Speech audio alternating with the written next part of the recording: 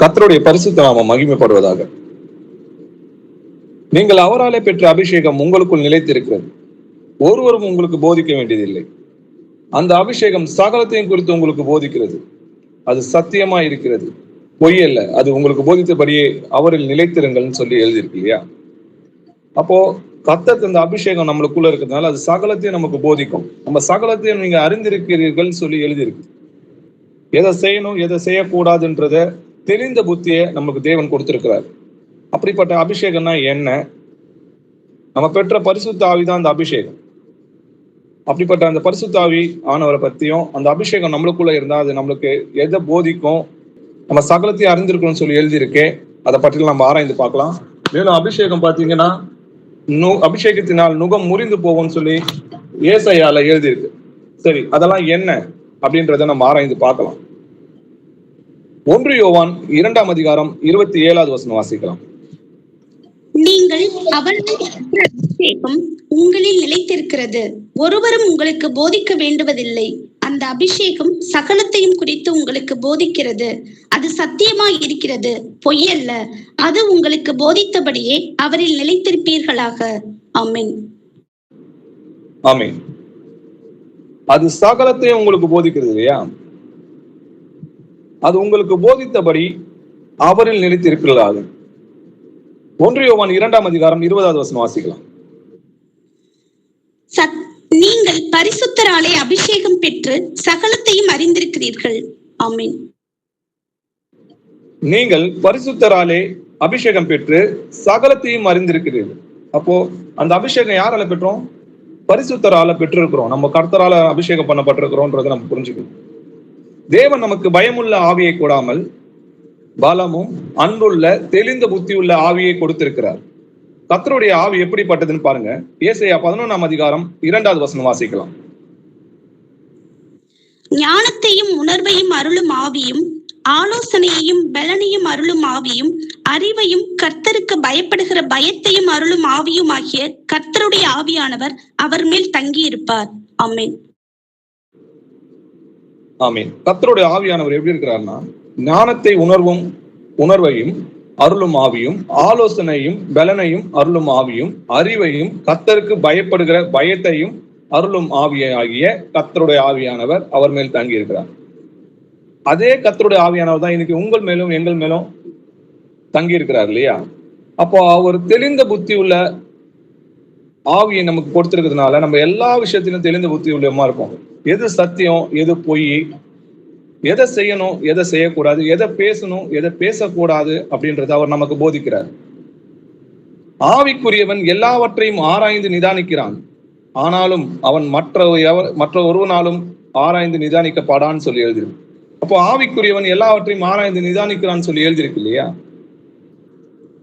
இப்ப இந்த அபிஷேகம்னா என்னன்றதை நம்ம பார்க்கலாம். பழைய ஏற்பாட்டுல அபிஷேகம் எதுக்கு செய்வாங்கன்னு பாத்தீங்கன்னா, ஆசாரியன் பிரதான ஆசாரியனை அபிஷேகம் பண்ணி தான் அவங்களை பிரதான ஆசிரியரை ஆக்குவாங்க.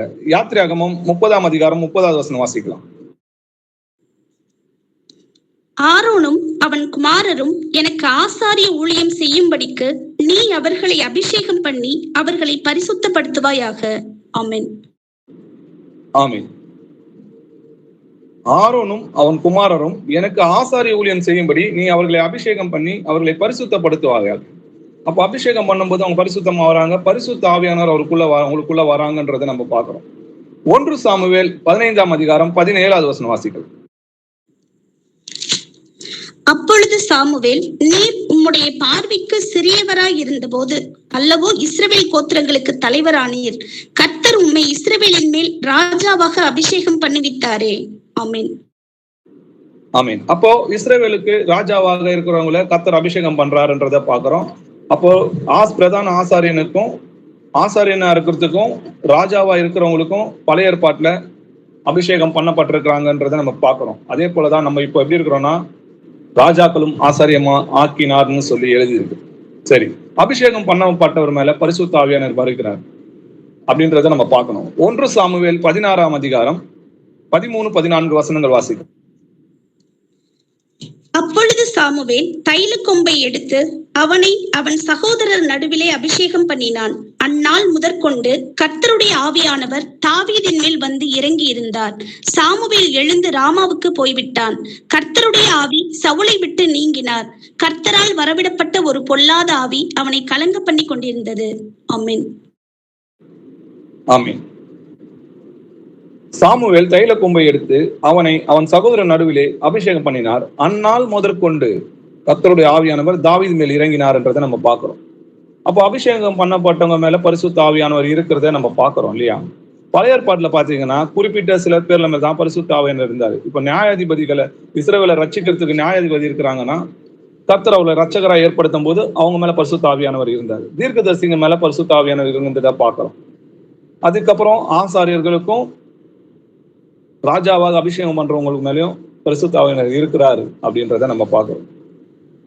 ஆனா புதிய ஏற்பாட்டுல நமக்கு எப்படி நம்ம அபிஷேகம் பண்ணப்படுறோம், நம்மளுக்குள்ள அந்த அபிஷேகம் எப்போ வருது அப்படின்றத நம்ம ஆராய்ந்து பார்க்கலாம். இயேசு கிறிஸ்துவும் அபிஷேகம் பண்ணப்பட்டார் அப்படின்னு சொல்லி எழுதியிருக்கு. இயேசுவை தேவன் பரிசுத்த ஆவினாலும் வல்லமையினாலும் அபிஷேகம் பண்ணினார். வாசிக்கலாம். அப்போஸ்தலர் 10ஆம் அதிகாரம் 38வது வசனம். நசரேயனாகிய இயேசுவை தேவன் பரிசுத்த ஆவியினாலும் வல்லமையினாலும் அபிஷேகம் பண்ணினார். தேவன் அவருடனே கூட இருந்தபடியினாலே அவர் நன்மை செய்கிறவராயும் பிசாசின் வல்லமையில் அகப்பட்ட யாவரையும் குணமாக்குகிறவராயும் சுற்றித் திரிந்தார். ஆமென். ஆமென். நசரேயனாகிய இயேசுவை தேவன் பரிசுத்த ஆவியினாலும் வல்லமையினாலும் அபிஷேகம் பண்ணினார் என்றதை நம்ம பார்க்கிறோம். அப்போ தேவன் அவருடைய கூட இருந்தபடியால் அப்ப அபிஷேகம் பண்ணதுக்கு அப்புறம் பரிசுத்த ஆவியானவர் மேல வந்து இறங்குறாருன்றத நம்ம பார்க்கிறோம்.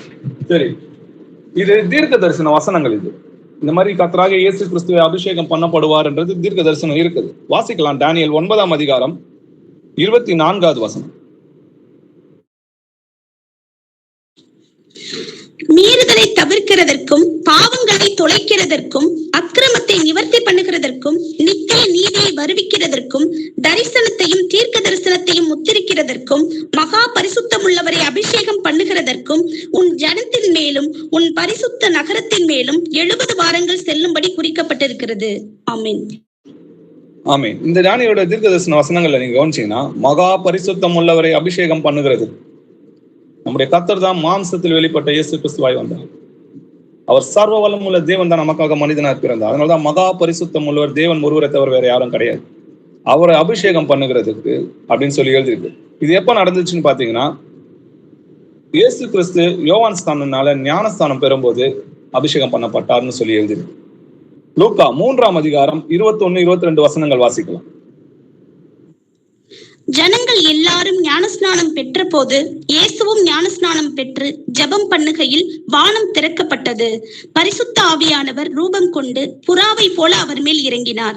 வானத்திலிருந்து ஒரு சத்தமும் உண்டாகி, நீர் என்னுடைய நேசகுமாரன், உம்மில் பிரியமாய் இருக்கிறேன் என்று உரைத்தது. ஆமென். ஆமென். இயேசு கிறிஸ்து பாத்தீங்கன்னா ஞானஸ்தானம் பெறும்போது அபிஷேகம் பண்ணப்பட்டிருக்கிறார். பரிசுத்த ஆவியானவர் மேல வந்து இறங்குறத நம்ம பாக்குறோம் இல்லையா?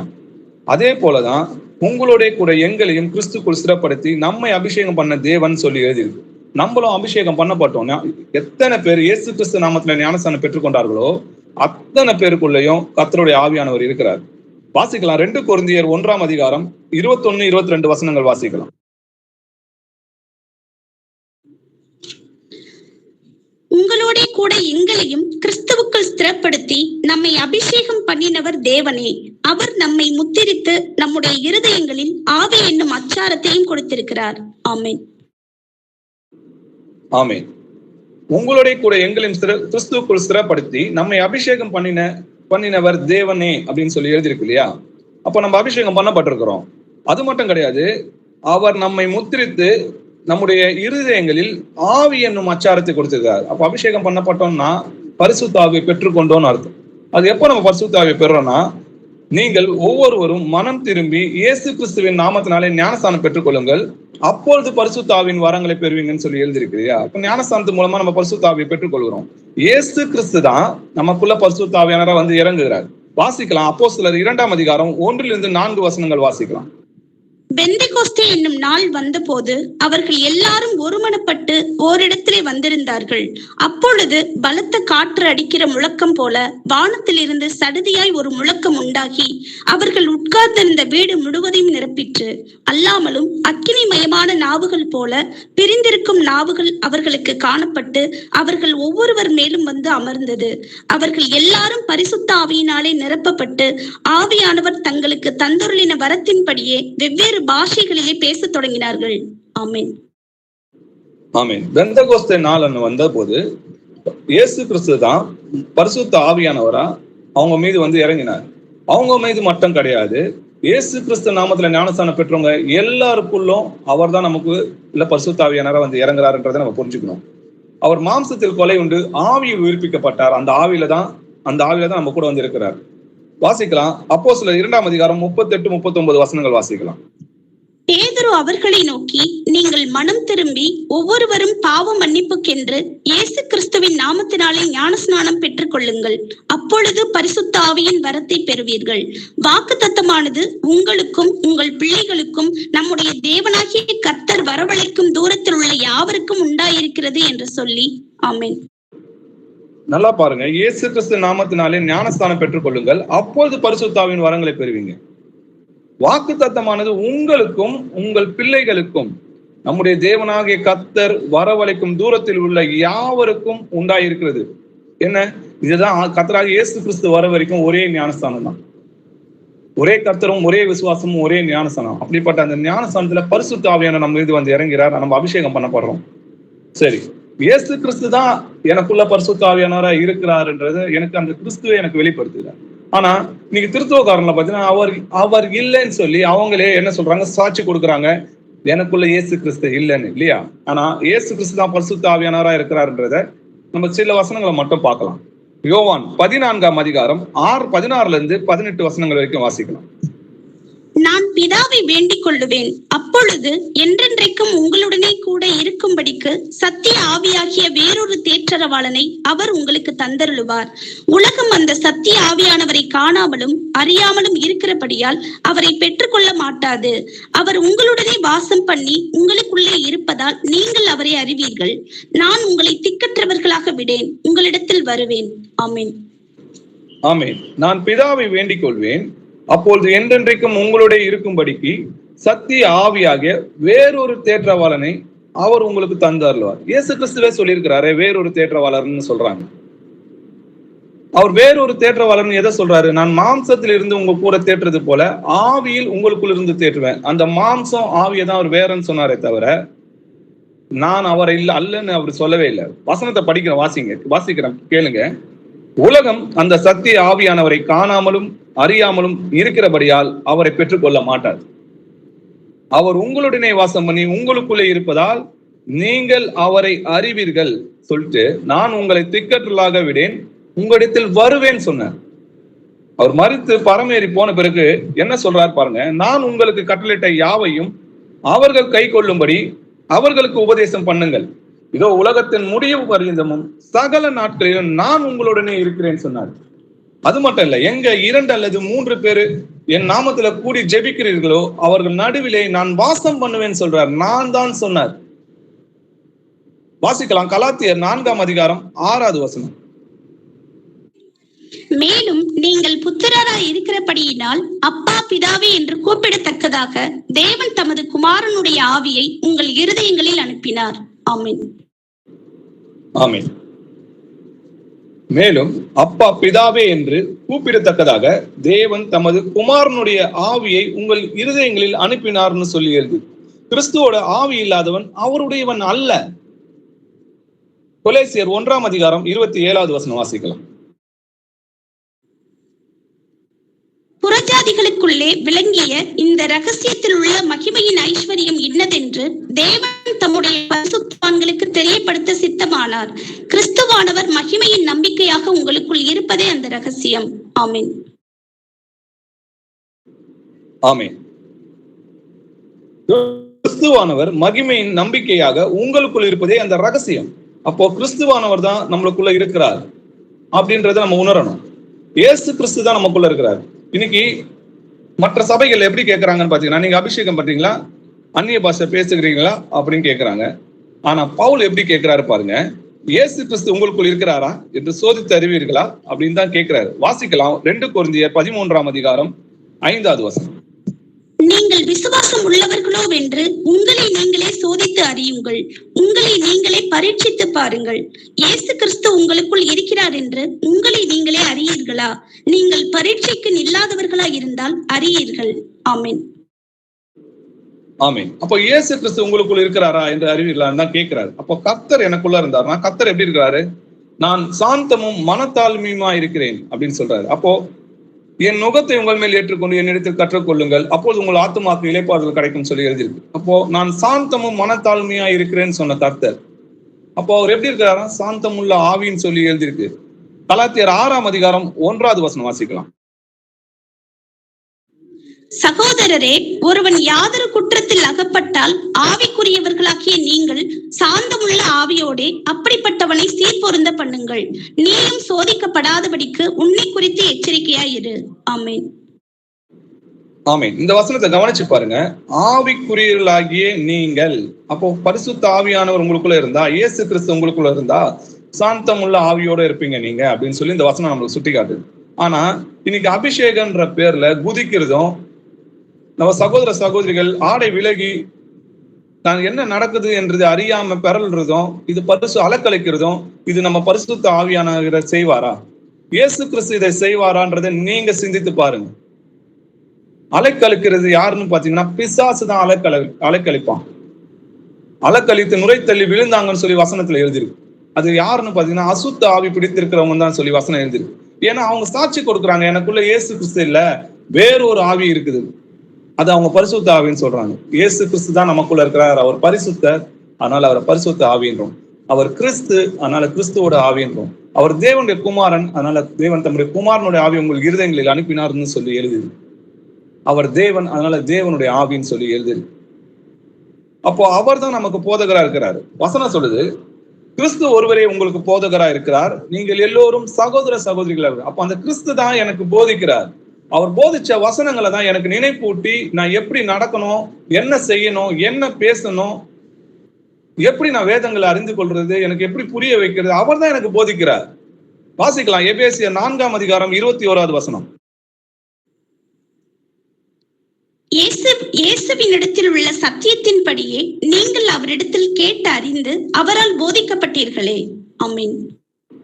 ஆமென். நீங்க நல்லா பாருங்க, எபேசு பட்டணத்துல இயேசு கிறிஸ்து அவங்க பார்த்தாங்களா கேட்டா நிச்சயமா கிடையாது. ஆனா அவருக்கு ஆண்டவர் எப்படி, பவுல் எப்படி எழுதுறாருன்னு பாருங்க. இயேசுவினிடத்தில் உள்ள சத்தியத்தின்படியே நீங்கள் அவரிடத்தில் கேட்டறிந்து அவரால் போதிக்கப்பட்டீர்களே. அவரு இயேசுப்பா கிட்ட அவங்க கேட்டாங்களான்னு கேட்டா இல்ல. அவங்க வாழ்கிறது அவங்களுக்குள்ள யாருன்னா இயேசு கிறிஸ்து தான் வாழ்றார். பரிசுத்த ஆவியானவரா இயேசு கிறிஸ்து தான் அவங்களுக்குள்ள இருக்கிறதுனால அவர் தான் அவங்களுக்கு போதிக்கிறார், அவர் தான் கேட்டறிந்து போதிக்கிறார். நம்ம கேட்கணும், இயேசுப்பா எனக்கு சொல்லிக் கொடுங்க, இந்த வசனத்தோட விளக்கம் எனக்கு தெரியல, எனக்கு சொல்லிக் கொடுங்க, அவர்கிட்ட தான் கேட்கணும். அவர் தான் நம்மளுக்கு சகலத்தையும் போதிக்கிறார், அவர் தான் நம்மளுக்கு போதகரா இருக்கிறார். இப்போ எனக்குள்ள இருந்தும் சத்திய வசனங்களை போதிக்கிறது அவரா தான் இருக்கிறார் இல்லையா? அவர் தான் எனக்கும் போதித்து இருக்கிறார். அவர் மூலமா தான் பேசுறோம். பேசுகிறது நீங்கள் அல்ல, நானே உங்களுக்குள்ள இருந்து பேசுவேன்னு சொல்றேன். 2 தீமோத்தேயு 3ஆம் அதிகாரம் 14 17 வசனங்கள் வரைக்கும் வாசிக்கலாம்.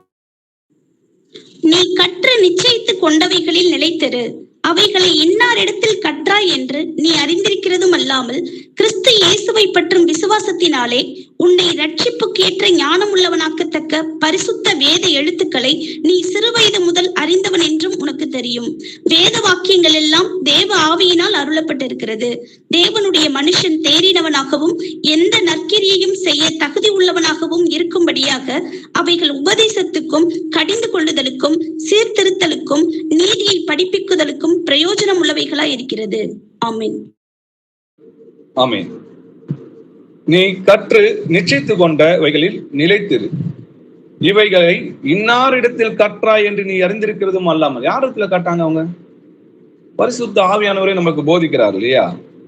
இப்போ வேத வசனங்களை நம்ம வாசிக்கும் போது பாத்தீங்கன்னா அந்த வசனத்துல ஆவியானவர் நம்ம கூட பேசுவார். நம்ம ஜெபம் பண்ணும்போது நம்ம ஆவியானவர்கிட்ட பேசுறோம், வேதம் படிக்கும் போது கர்த்தர் நம்ம கூட பேசுறார். கிறிஸ்து இயேசுவை பற்றும் விசுவாசத்தினாலே உன்னை ரட்சிப்புக்கேற்ற நானும் உள்ளவன் ஆக்கத்தக்க பரிசுத்த வேத எழுத்துக்களை நீ சிறு வயது முதல் கொண்டு அறிந்தவன் என்று எனக்கு தெரியும். வேத வாக்கியம் எல்லாமே தேவ ஆவியினால் அருளப்பட்டிருக்கிறது. அப்போ இது பவுல் எழுதினாரு, இது பேதுரு எழுதினாரு, அதனால நான் இந்த ஞானஸ்தானம் எடுக்க மாட்டேன், இயேசு கிறிஸ்து பிதா குமார பரிசுத்த ஆவி தான் சொல்லியிருக்கிறாருன்னு இன்னைக்கு வாக்குவாதம் பண்றாங்க. அவங்க யாருக்கு விரோதமா இருக்கிறாங்க? பரிசுத்த ஆவிக்கு எப்பொழுதும் எதிர்த்து நிற்கிறவங்களாக இருக்கிறாங்க இல்லையா? இயேசு கிறிஸ்து மனிதனா இருக்கும்போது பேசினது இப்போ ஆவியானவரா மாம்சத்தில் கொலை உண்டு ஆவியா உயிர்ப்பிக்கப்பட்டு அப்போஸ்தலர்கள் மூலமாக பேசினார். வேத வாக்கியம் எல்லாம் தேவ ஆவியினால் அருளப்பட்டிருக்கிறது. தேவனுடைய மனுஷன் தேறியுள்ளவனாகவும் எந்த நற்கிரியையும் செய்ய தகுதி உள்ளவனாகவும் இருக்கும்படியாக அவைகள் எதுக்காம்? உபதேசத்திற்கும் கடிந்து கொள்ளுதலுக்கும் சீர்திருந்துதலுக்கும் நீதியை படிப்பிக்கிறதுக்கும் பிரோஜனமா இருக்கு. அப்போ இந்த வசனங்கள் எல்லாம் நம்ம படிக்க படிக்க படிக்க நம்ம இருதயங்கள் எழுதப்பட்டுச்சு. அந்த வசனங்கள் கற்பலகையினால் அல்ல, இருதய பலகை சதையாகிய பலகையினால் எழுதப்பட்டிருக்கு. அப்போ பொய் சொல்ல கூடாதுன்னு சொல்லி வேத வசனத்துல எழுதியிருக்கு. நான் என் இருதயங்கள் எழுதியிருக்கு. அப்போ பொய் சொல்லும் போது வசனம் சொல்லும், பொய் சொல்லாதிருப்பாய் என்று எழுதியிருக்குது.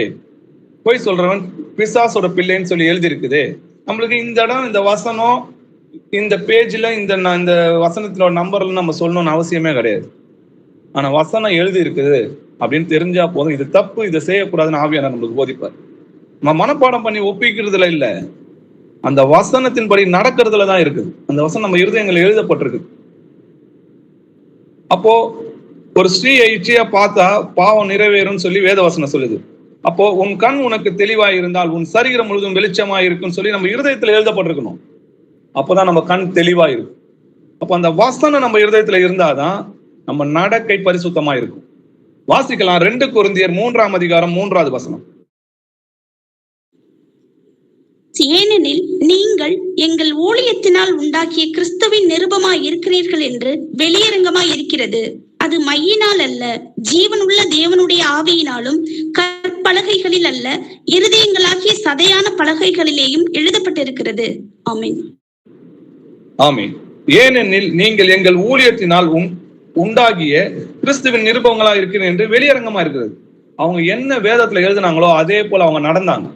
அதனாலதான் அவங்க கிறிஸ்துவின் நிருபங்களா இருக்கிறாங்க என்று வெளியரங்கமா இருக்கிறது. அவங்க வார்த்தையினால அல்ல, கிரியையினால அதன்படி நடந்து காட்டியிருக்கிறாங்க. அது மையினால் அல்ல, தேவனுடைய ஜீவனுள்ள தேவனுடைய ஆவியினாலும் கற்பலகையினால் அல்ல, இருதயமாகிய சதையாகிய பலகையினாலும் எழுதப்பட்டிருக்கு. நம்ம இருதயங்கள் அந்த வசனங்கள் எழுதப்பட்டிருக்கு. அதனால நம்ம அந்த தப்ப பாவம் செய்யணும் போது அந்த வசனம் அதுக்கு முன்பாக நிற்கும். பிசாசை சோதிக்கும் போது, இயேசப்பாவை சோதிக்கும் போது ஆண்டவர் வசனத்தை சொல்றாரு, எழுதி இருக்கிறதே, உன் தேவனாகிய கர்த்தரை பரீட்சை பாராது என்று எழுதி இருக்கிறதே அப்படின்னு அவர் எங்க சொல்றாரு? அந்த வசனங்கள்லாம் அவர் இருதயங்கள் இருக்கு. அதை எழுதினவரே அவர் தான். அந்த வசனத்தினால்தான் பிசாசுகளை துரத்தினாருன்றதை நம்ம பார்க்கிறோம். நீங்க இன்னொரு அந்த லூக்கால படிச்சு பாத்தீங்கன்னா, நான் தேவனுடைய ஆவினாலே பிசாசுகளை துரத்துகிறேன்னு சொல்றாரு. தேவனுடைய வார்த்தை ஆவியாயும் ஜீவனாயும் இருக்கிறதுன்னு சொல்லி எழுதியிருக்கு. 1 தெசலோனிக்கேயர் 4ஆம் அதிகாரம் 1-2 வசனங்கள் வாசிக்கலாம். அன்றையும் சகோதரரே, நீங்கள் இன்னின்ன பிரகாரமாய் நடக்கவும் தேவனுக்கு பிரியமாய் இருக்கவும் வேண்டும் என்று நீங்கள் எங்களால் கேட்டு ஏற்றுக்கொண்டபடியே அதிகமாய் தேரும்படிக்கு கர்த்தராகிய இயேசு கிறிஸ்துவுக்குள் உங்களை வேண்டிக் கொண்டு புத்தி சொல்லுகிறோம். கர்த்தராகிய இயேசுவினாலே நாங்கள் உங்களுக்கு கொடுத்த கட்டளைகளை அறிந்திருக்கிறீர்களே. நீங்கள் பரிசுத்தம் உள்ளவர்களாக வேண்டும். ஆமென். சகோதரரே, நீங்கள் என்னென்ன பிரகாரமாய் நடக்கவும் தேவனுக்கு பிரியமாய் இருக்க வேண்டும் என்று நீங்கள் எங்களால் கேட்டு ஏற்றுக்கொண்டபடியே அதிகமாய் தேரும்படிக்கு. எதுக்காகவா? அதிகமாய் நீங்க கர்த்தருக்குள் பரிசுத்தமாகும்படிக்கும் வேத வசனங்கள்ல தேரும்படிக்காகவும் கர்த்தராகிய இயேசு கிறிஸ்துக்குள் உங்களை வேண்டிக் கொண்டு புத்தி சொல்கிறோம். இப்படி சொல்றது யாரால சொல்றாங்க பாருங்க? கர்த்தராகிய இயேசுவினாலே நீங்கள் உங்களுக்கு கொடுத்த கட்டளைகளை அறிந்திருக்கிறீர்களே. அப்ப ஆவியானவர் தான் அந்த கட்டளையை கொடுக்கிறார். அந்த கட்டளைகளை கை கொள்கிறதா அன்புன்றதை நம்ம புரிஞ்சுக்கணும். 1 யோவான் 3ஆம் அதிகாரம் 24வது வசனம் வாசிக்கிறோம். அவருடைய கட்டளைகளை கை கொள்ளுகிறவன் அவரில் நிலைத்திருக்கிறான், அவரும் அவனில் நிலைத்திருக்கிறார். அவர் நம்மில் நிலைத்திருக்கிறதை அவர் நமக்கு தந்தருளின ஆவியினாலே அறிந்திருக்கிறோம். ஆமென். ஆமென். அவருடைய கட்டளைகளை கை கொள்ளுகிற இடத்தில் அவரில் நிலைத்திருக்கிறான், அவரும் அவனில் நிலைத்திருக்கிறார். எப்போ? ஆண்டவருடைய கட்டளைகளை நம்ம கை கொள்ளும் போது அதனால பரிசுத்த ஆவி நமக்குள்ள இருக்கிறாருன்றதை நம்ம அறிஞ்சு கொள்ளலாம். அவர் நம்மில் நிலைத்திருக்கிறதை அவர் நமக்கு தந்தருளின ஆவினாலே அறிந்திருக்கிறோம். அந்த ஆவியானவர் நம்மளுக்கு சகலத்தையும் அறிவிக்கிறார். எதை செய்யணும், எதை செய்யக்கூடாது, எது சத்தியம், எது பொய்ன்றதை அவரே போதிப்பார். சத்தியத்தில் ஒரு பொய்யும் இராது என்று சொல்லி வசனங்கள் எழுதியிருக்குது. 1 யோவான் 2ஆம் அதிகாரம் 3-6 வசனங்கள் வரைக்கும் வாசிக்கலாம். அவருடைய கற்பனைகளை நாம் கை கொள்ளுகிறவர்களானால் அவரை அறிந்திருக்கிறோம் என்பதை அதனால் அறிவோம். அவரை அறிந்திருக்கிறேன் என்று சொல்லியும் அவருடைய கற்பனைகளை கை கொள்ளாதவன் பொய்யனாய் இருக்கிறான், அவனுக்குள் சத்தியம் இல்லை. அவருடைய வசனத்தை கை கொள்ளுகிறவனிடத்தில் தேவ அன்பு மெய்யாக பூரணப்பட்டிருக்கும். நாம் அவருக்குள் இருக்கிறோம் என்பதை அதனாலே அறிந்திருக்கிறோம். அவருக்குள் நிலைத்திருக்கிறேன் என்று சொல்லுகிறவன் அவர் நடந்தபடியே தானும் நடக்க வேண்டும். ஆமீன். ஆமீன். அவருடைய கற்பனைகளை நாம் கை கொள்கிறோமானால் அவரை அறிந்திருக்கிறோம் என்பதை அதனாலே அறிவோம். நம்ம சத்தியத்தின்படி நடக்கிறோமா, நீதியின்படி நடக்கிறோமா, ஆண்ட வேத வசனங்களின்படி நம்ம நடக்கிறோமா, அப்போ கர்த்தரை நம்ம அறிந்திருக்கிறோம், அவர் நமக்குள்ள இருக்கிறார். அவரை அறிந்திருக்கிறோம் என்று சொல்லியும் அவருடைய கற்பனைகளை கை கொள்ளாதவன் பொய்யனா இருக்கிறான், அவனுக்குள் சத்தியம் இல்லை. ஏன்னா ஆவியானவர் அவர் போதிக்கும் போது அவன் கீழ்ப்படியாம நடந்தானா ஆவியானவர் அவனை விட்டு வெளியே போயிடுவாரு. வசனம் சொல்லுது, நீங்கள் மீட்கப்படும் நாளுக்கென்று முத்திரையாக பெற்ற பரிசுத்த ஆவியை துக்கப்படுத்தாதீங்க. நீங்க பாவம் செஞ்சு சொன்னீங்கன்னா அவர் எச்சரிப்பாரு, திரும்பவும் அதை கீழ்ப்படியாம இன்னும் அந்த பாவத்திலே நிலைத்திருப்பீங்களானா அவர் உங்களை விட்டு வெளியே போவார். அவர் நம்ம விட்டு வெளியே போனா அவர் நமக்கு சத்ருவாய் மாறுவார்னு சொல்லி எழுதியிருக்கு. நம்ம சவுலை பார்க்கும்போது பாத்தீங்கன்னா வேற பொல்லாத ஆவி அவனுடைய இருதயங்கள்ல வந்ததுன்றதை நம்ம பார்க்கிறோம். அவருடைய வசனத்தை கை கொள்ளும் இடத்தில் தேவ அன்பு மெய்யாகவே பூரணப்பட்டு இருக்கிறது. நான் அவரிடத்துல அன்பு கொள்றேன், அவரை நான் நேசிக்கிறேன், எனக்காக ஜீவனை கொடுத்த கர்த்தரை நான் நேசிக்கிறேன்னா அவரோட கட்டளைகளை கை கொண்டாதான் நான் அவரிடத்துல அன்பு கொள்கிறேன்னு அர்த்தம். அவருடைய கட்டளை கை கொள்ளாம நான் பார்த்துட்டு கத்தாவே கத்தாவே ஏசப்பா ஏசப்பான்னு சொல்லி அவரோட நாமத்தை சும்மா உச்சரிக்கிறதுனால எனக்கு எந்த பிரயோஜனமும் கிடையாது. நான் அவரை நேசிக்கிறேன், அவரை பிரியப்படுத்துறேன்னா அவர் கட்டளைகளை நான் கை கொள்கிறதுனால நான் அவரிடத்துல அன்பு கூறுறேன்றத அதனாலே நான் புரிஞ்சுக்கலாம். நாம் அவருக்குள் இருக்கிறோம் என்பதை அதனாலே அறிந்திருக்கிறோம். அவருக்குள் நிலைத்திருக்கிறேன் என்று சொல்லுகிறவன் அவர் நடந்தபடி தானும் நடக்க வேண்டும். நமக்கு மாதிரிகளை விட்டு போயிருக்கிறாரு, நம்ம அதே மாதிரி நம்ம நடக்கிறவங்களா இருக்கணும். அப்படியே கர்த்தரோடு சேர்ந்திருக்கிறவன் அவரோட ஒரே ஆவியா இருக்கிறான்னு சொல்லி எழுதியிருக்கு. அப்போ கர்த்தர் எப்படி மாம்சத்துல இருக்கும்போது இருந்தாரோ, பரிசுத்தமா தன்னை காத்து கொண்டாரோ, அதே போல கர்த்தரோட ஆவி உள்ளவனும் தன்னை பரிசுத்தமாக காத்து கொள்ள வேண்டும். அப்போ நம்மளுக்கு எதை போதிக்கணும், எதை போதிக்க கூடாது அப்படின்றத, எதை பேசணும், எதை சொல்லக்கூடாது, எப்படி நடக்கணும், எதை நடக்கக்கூடாதுன்றது நமக்கு தெரியும். எது கள்ள போதகம் அப்படின்றதுல நம்மளுக்கு ஆவியானவரை நமக்கு வெளிப்படுத்துவார். இங்க பரிசுத்த ஆவியானவர் இல்லைன்றத நமக்குள்ள இருக்கிற ஆவியானவர் நமக்கு வெளிப்படுத்துவார். வாசிக்கலாம், ஏசாயா 10ஆம் அதிகாரம் 27வது வசனம். அந்நாளில் உன் தோளில் நின்று அவன் சுமையும் உன் கழுத்தில் நின்று அவன் நுகமும் நீக்கப்படும், அபிஷேகத்தின் நுகம் முறிந்து போம். ஆமென். ஆமென். அந்நாளில் உன் தோளில் நின்று உன் சுமையும் உன் கழுத்தில் நின்று அவன் நுகமும் நீக்கப்படும், அபிஷேகத்தினால் நுகம் முறிந்து போவோம்னு சொல்லி எழுதியிருக்கு. சிஸ்டர் சுந்தர் பிரதர் கொஞ்சம் மியூட் பண்றீங்களா? வீடியோ ஆஃப் பண்ணுங்க பிரதர். Brother please brother.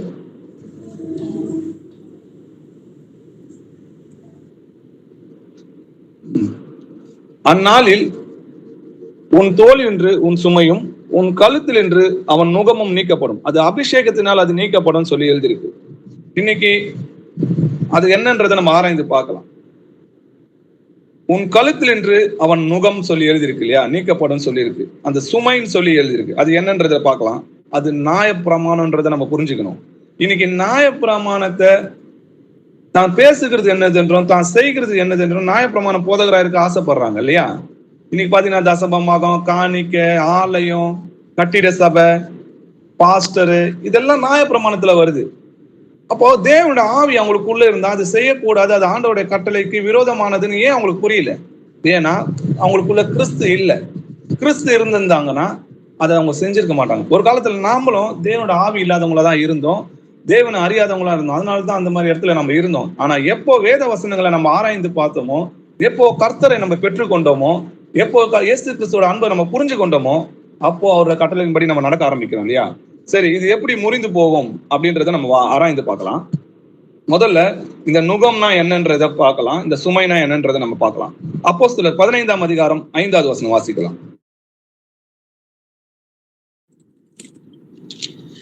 அப்பொழுது பரிசேய சமயத்தாரில் விசுவாசிகளான சிலர் எழுந்து அவர்களை விருத்த சேதனம் பண்ணுகிறதும் மோசேயின் நியாயப்பிரமாணத்தை கை கொள்ளும்படி அவர்களுக்கு கற்பிக்கிறதும் அவசியம் என்றார்கள். ஆமென். ஆமென். பரிசேய சமயத்தாரில் விசுவாசிகளான சிலர், அதாவது இயேசு கிறிஸ்து ஏற்றுக்கொண்ட பிறகும் அவங்க என்ன சொல்றாங்க, நீங்க விருத்த சேதனம் பண்ணணும், மோசேயின் நியாயப்பிரமாணத்தை நீங்க கடைபிடிக்கணும்னு சொல்லி அவங்களுக்கு இது அவசியம் சொல்லி அவங்களுக்கு சொல்றாங்க. அதுக்கு அப்போஸ்தலர்கள் என்ன சொல்றாங்கன்னு வாசிக்கலாம். அப்போஸ்தலர் 15ஆம் அதிகாரம் 10வது வசனம் வாசிக்கலாம். இப்படி இருக்க நம்முடைய பிதாக்களாலும் நம்மாலும் சுமக்க கூடாதிருந்த நுகத்தடியை சீஷர் கழுத்தின் மேல் சுமத்துவதினால் நீங்கள் தேவனை சோதிப்பானேன். ஆமென். இப்படி இருக்க நம்முடைய பிதாக்களாலும் நம்மாலும் சுமக்க கூடாதிருந்த நுகத்தடியை சீஷர் கழுத்தின் மேல் சுமத்துவதனால் நீங்கள் யாரை சோதிப்பானே? தேவனை சோதிப்பானேன். அப்போ நியாயப்பிரமாணத்தை கடைபிடிக்க சொல்றது யாரை சோதிக்கிறாங்க? தேவனை சோதிக்கிறாங்க. அதனாலதான் உன் தோளின் மேல் நின்று அவன் சுமையும் உன் கழுத்தில் நின்று அவன் நுகமும் நீக்கப்படும், அது அபிஷேகத்தினால் நீக்கப்படும் சொல்லி எழுதியிருக்கு. அப்ப இயேசு கிறிஸ்துனால நியாயப்பிரமாணம் நீக்கப்பட்டது. ஆனா இவங்க என்ன பண்றாங்க? இந்த வசனம் நீங்க படிக்கும்போது நம்முடைய பிதாக்களினாலும் நம்மாலும் சுமத்த கூடாது இருந்த நுகத்தடியை சீஷர் கழுத்தின் மேல் சுமத்துவதனால் நீங்கள் தேவனை சோதிப்பானேன். அவங்க நியாயப்பிரமாணத்தை தான் கடைபிடிக்க சொல்றாங்க. ஆனா இங்க என்ன சொல்றாங்க? நியாயப்பிரமாணம்ன்றது நம்முடைய பிதாக்களாலும் நம்மளாலும் சுமக்க கூடாத நுகத்தடியா இருக்குது, அது சீஷர் கழுத்தில் சுமத்துவான் ஏன் அப்படின்னு சொல்றாரு. நீங்க அந்த காலத்துல பாத்தீங்கன்னா நுகத்தடின்றது என்னன்னா, ஒரு மனுஷனோட கழுத்துல பாத்தீங்கன்னா ஒரு வளையம் போல இருக்கும். அந்த வளையத்துக்குள்ள இருந்து ஒரு சங்கிலி மாதிரி வந்து ஒரு வெயிட்டை கட்டி போட்டுருவாங்க. அந்த வெயிட் பொறுத்ததுனால அவங்களால ஓட முடியாது. இது யாருக்கு அநேகமா பண்ணுவாங்கன்னு பாத்தீங்கன்னா சிறை கைதிகளுக்கு அது மாதிரி பண்ணுவாங்க. அவங்க அடிமைகளுக்கு அதை மாதிரி பண்ணுவாங்க. அவங்க அந்த ராஜா விட்டோ அந்த எஜமான விட்டு அவங்க தப்பித்து போகாதபடி இருக்கிறதுக்காக அப்படி செய்வாங்க. அவங்க அடிமைத்தனத்துக்கு உள்ளான யாவருக்கும் அது மாதிரி செய்வாங்க. நியாயப்பிரமாணத்தினால அவங்க அடிமைத்தனத்துக்கு தான் இருந்தாங்க. கிறிஸ்துவின் பிரமாணம் தான் நம்மளை விடுதலை ஆக்குச்சு அப்படின்றத நம்ம பார்க்கலாம். அப்போஸ்தலர் 15ஆம் அதிகாரம் 28, 29 வசனங்கள் வாசிக்கலாம்.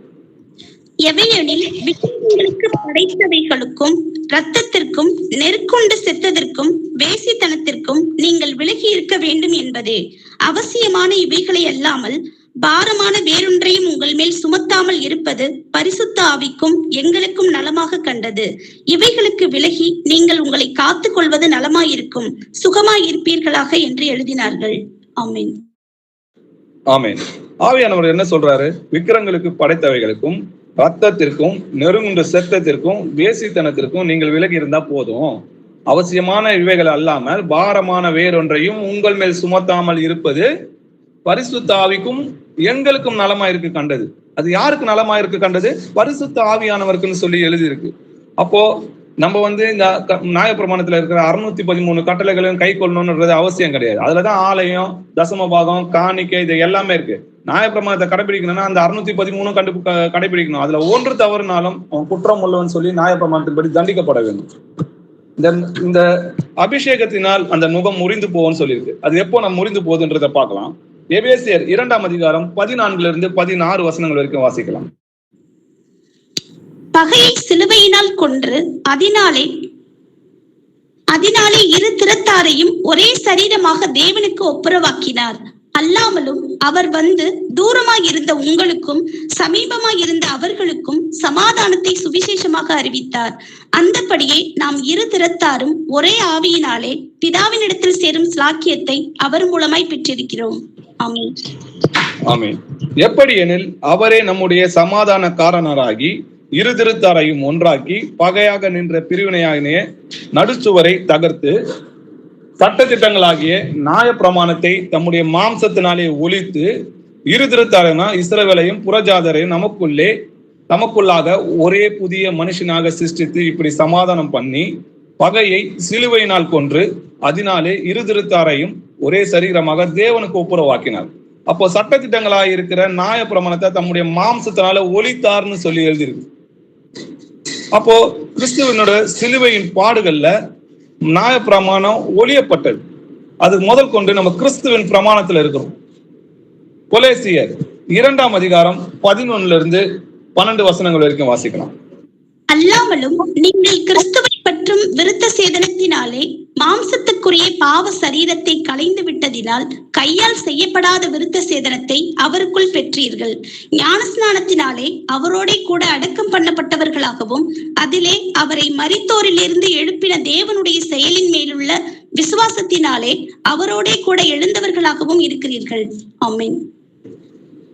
ஆமென். நீங்கள் கிறிஸ்துவை பற்றும் விருத்த சேதனத்தினாலே மாம்சத்துக்குரிய பாவ சரீரத்தை கலைத்து விட்டதினால் கையால் செய்யப்படாத விருத்த சேதனத்தை அவருக்குள் பெற்றீர்கள். இந்த கையால் செய்யப்படாத விருத்த சேதனம் என்னன்னு பாத்தீங்கன்னா ஞானஸ்தானம். ஞானஸ்தானத்திலே அவருடைய கூட அடக்கம் பண்ணப்பட்டவர்களாகவும் அதிலே அவரை மரித்தோர்ந்து எழுப்பின தேவனுடைய செயலின் உள்ள விசுவாசத்தினாலே அவருடைய கூட எழுந்தவர்களாகவும் இருக்கிறீங்க. அப்போ நம்ம கிறிஸ்துவோட ஞானஸ்தானத்துல என்ன நடக்குது நம்ம பாக்குறோம். அவரால் அபிஷேகம் பண்ணப்படுறோம். இயேசு கிறிஸ்து நாமத்துல ஞானஸ்தானம் பெற்றுக் கொள்ளுங்கள், அப்பொழுது பரிசுத்த ஆவியின் வரங்களை பெறுவீங்கன்னு சொல்லி எழுதியிருக்கு இல்லையா? நீங்க அதிலே 13-16 வசனங்கள் வாசிக்கலாம். உங்கள் பாவங்களினாலேயும் உங்கள் மாம்ச விருத்த சேதனம் இல்லாமையினாலேயும் மரித்தவர்களாய் இருந்த உங்களையும் அவரோட கூட உயிர்ப்பித்து அக்கிரமங்கள் எல்லாவற்றையும் உங்களுக்கு மன்னித்து நமக்கு எதிரடையாகவும் கட்டளைகளால் நமக்கு விரோதமாகவும் இருந்த கையெழுத்தை குலைத்து அதை நடுவில் இராதபடிக்கு எடுத்து சிலுவையின் மேல் ஆணியடித்து. ஆமென். ஆமென். உங்கள் பாவங்களினாலேயும் உங்கள் மாம்ச விருத்த சேதனம் இல்லாமையினாலும் மரித்தவர்களாய் இருந்த உங்களையும் அவரோட கூட உயிர்ப்பித்து அக்கிரமங்கள் எல்லாவற்றையும் உங்களுக்கு மன்னித்து நமக்கு எதிரடையாகவும் கட்டளைகளால் நமக்கு விரோதமாக இருந்த கையெழுத்தை குலைத்து அதில் நடுவில் இராதபடிக்கு எடுத்து சிலுவையின் மேல் ஆணி அடித்து துரைத்தனங்களையும் அதிகாரங்களையும் முறித்து கொண்டு வெளியரங்கமான கோலமாகி அவைகளின் மேல் சிலுவையில் வெற்றி சிறந்தார்னு சொல்லி எழுதி. ஆகையால போஜனத்தை குறித்தாது, பானத்தை குறித்தாது, பண்டிகையும் நாளையும் மாத பிறப்பையும் ஓய்வை குறித்தாது ஒருவன் உங்களை குற்றப்படுத்தாது இருப்பானாகன்னு சொல்லி எழுதியிருக்கு. அப்ப இயேசு கிறிஸ்துவோட சிலுவையின் மரணத்துல நியாயப்பிரமாணத்தை ஒழித்தாருன்றதை நம்ம பாக்குறோம். அப்போ இது எப்போ ஒழியுதுன்னு பாத்தீங்கன்னா, இயேசு கிறிஸ்து நாமத்துல நம்ம ஞானஸ்தானம் எடுக்கும்போது, நம்ம பாவங்கள் கழுவப்படும் போது, நம்ம இயேசுவின் பிள்ளைகளாக மாறும் போது நம்ம நியாயப்பிரமாணத்துக்கு மரித்து இருக்கிறோம் அப்படின்றத நம்ம புரிஞ்சுக்கிறோம். அபிஷேகத்தினால் நுகம் முறிந்து போனதை நம்ம பார்க்கிறோம். ஞானஸ்தானத்தின் மூலமா நம்ம புது மனிதனாய் பிறந்து இருக்கிறோம். நீங்க பழைய ஏற்பாட்டுல பார்க்கும்போது ஆசாரியனை அபிஷேகம் பண்ணி அவனை பரிசுத்தப்படுத்துன்னு சொல்லி எழுதிருக்கு. ஆசாரிய ஊழியம் செய்யறதுக்கு நம்மளும் எப்ப ஞானஸ்தானம் பெற்றோமோ அப்போ நம்மளும் ராஜாக்களும் ஆசாரியமா ஆகப்பட்டிருக்கிறோம். நம்ம பரிசுத்த ஆவினாலும் தேவனோட ஆவினாலும் இயேசு கிறிஸ்துவோட நாமத்தினாலும் கழுவப்பட்டீர்கள் சொல்லி எழுதியிருக்கு. பரிசுத்தமாக்கப்பட்டோம், நீதிமானாக்கப்பட்டோம் சொல்லி எழுதியிருக்கு. ஞானஸ்தானம்ன்றது மாம்ச அழுக்கை நீக்கிறதாக இல்லாம அது நல்மனசாட்சியின் உடன்படிக்கைன்னு சொல்லி எழுதியிருக்கு. அப்ப நம்ம கிறிஸ்துவோட பிள்ளைகளாக பழைய மனுஷன் நம்ம சேர்த்து புதிய மனிதனாய் பிறந்திருக்கிறோம். வாழ்கிறது நான் அல்ல, கிறிஸ்துவே எனக்குள் வாழ்கிறான். அப்ப கிறிஸ்துவின் பிரமாணத்துல நம்ம இருக்கிறோம்ன்றத புரிஞ்சுக்கணும். எபிரேயர் 10ஆம் அதிகாரம் 9வது வசனம். தேவனை உம்முடைய சித்தத்தின்படி செய்ய இதோ வருகிறேன் என்று சொன்னார்.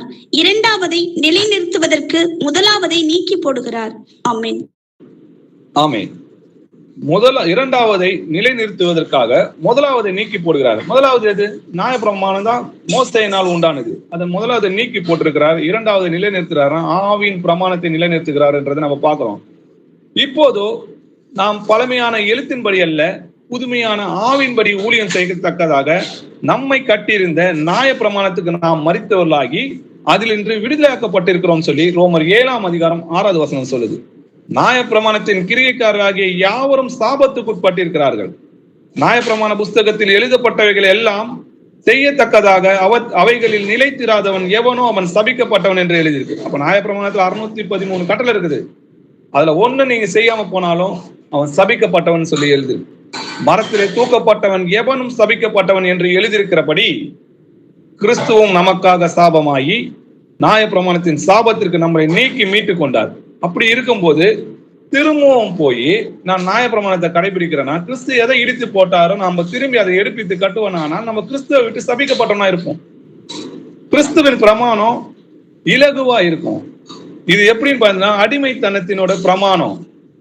அதனாலதான் நுகம் சுமைன்றது எழுதியிருக்கிறத பாக்குறோம். ஒரு கழுத்துல தாங்க முடியாத சுமையா இருந்துச்சு. ஆனா இயேசு கிறிஸ்துவோட பிரமாணம் எப்படி இருந்ததுன்னு பாருங்க. மத்தேயு 11ஆம் அதிகாரம் 29-30 வசனங்கள் வாசிக்கலாம். நான் சாந்தமும் மனத்தாழ்மையுமாய் இருக்கிறேன். என் நுகத்தை உங்கள் மேல் ஏற்றுக்கொண்டு என்னிடத்தில் கற்றுக்கொள்ளுங்கள். அப்பொழுது உங்கள் ஆத்துமாக்களுக்கு இளைப்பாறுதல் கிடைக்கும். என் நுகம் மெதுவாயும் என் சுமை லகுவாயும் இருக்கிறது என்றார். ஆமென். ஆமென். நான் சாந்தமும் மனத்தாழ்மையா இருக்கிறேன். என் நுகத்தை, நான் என் பிரமாணத்தை, என் உபதேசத்தை நீங்கள் உங்கள் மேல் ஏற்றுக்கொண்டு என்னிடத்தில் கற்றுக்கொள்ளுங்கள். அப்போது உங்கள் ஆத்துமாக்கு இளைப்பாறுதல் கிடைக்கும். என் நுகம் மெதுவாயும் என் சுமை இலகுவாயும் இருக்குதுன்னு சொல்றாரு. நாம் தேவனுடைய கற்பனைகளை கை கொள்வதை அவரிடத்தில் அன்பு கூறுவதாம். அவருடைய கற்பனைகள் பாரமானவைகள் அல்ல. ஆண்டவர் உன்னை இதை செய்யணும், எனக்கு ஆலயம் கட்டு, எனக்கு தேர் இழுக்கணும், எனக்கு சுரூபம் செஞ்சு வை, அந்த மாதிரி எல்லாம் நம்மளுக்கு பாரமான எந்த கட்டளையும் செய்யல. நீங்க முன்ன முதலாவது நம்மளுக்கு இரண்டே கட்டளை தான்.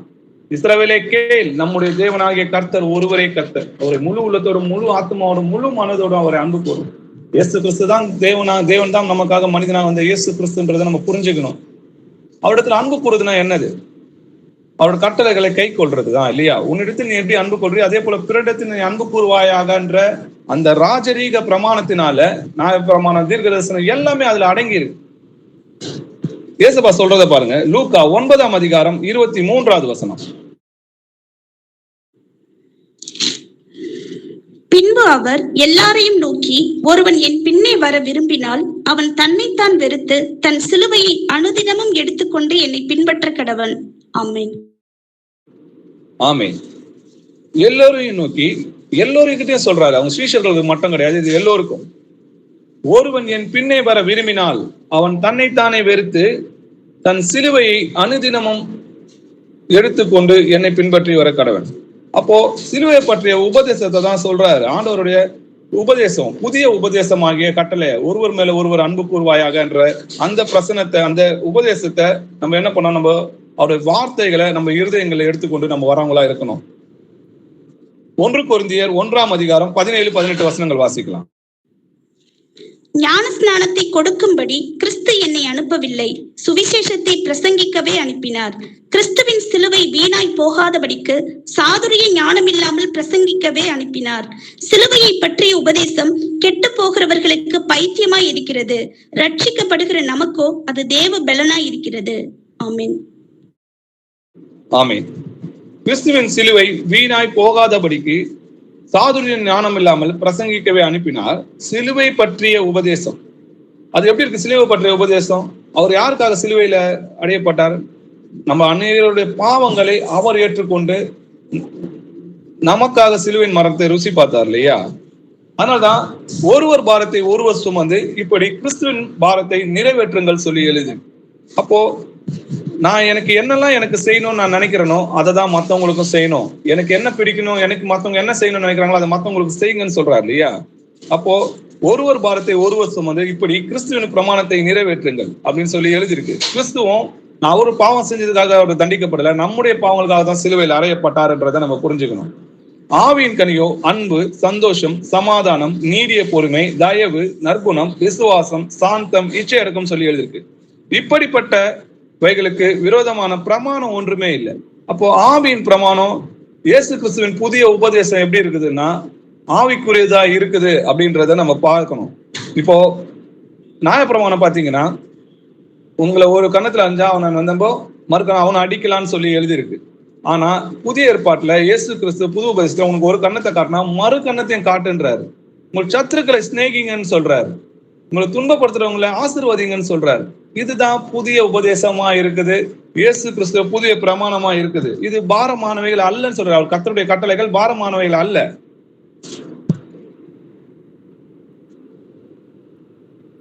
கலாத்தியர் 5ஆம் அதிகாரம் 1வது வசனம்.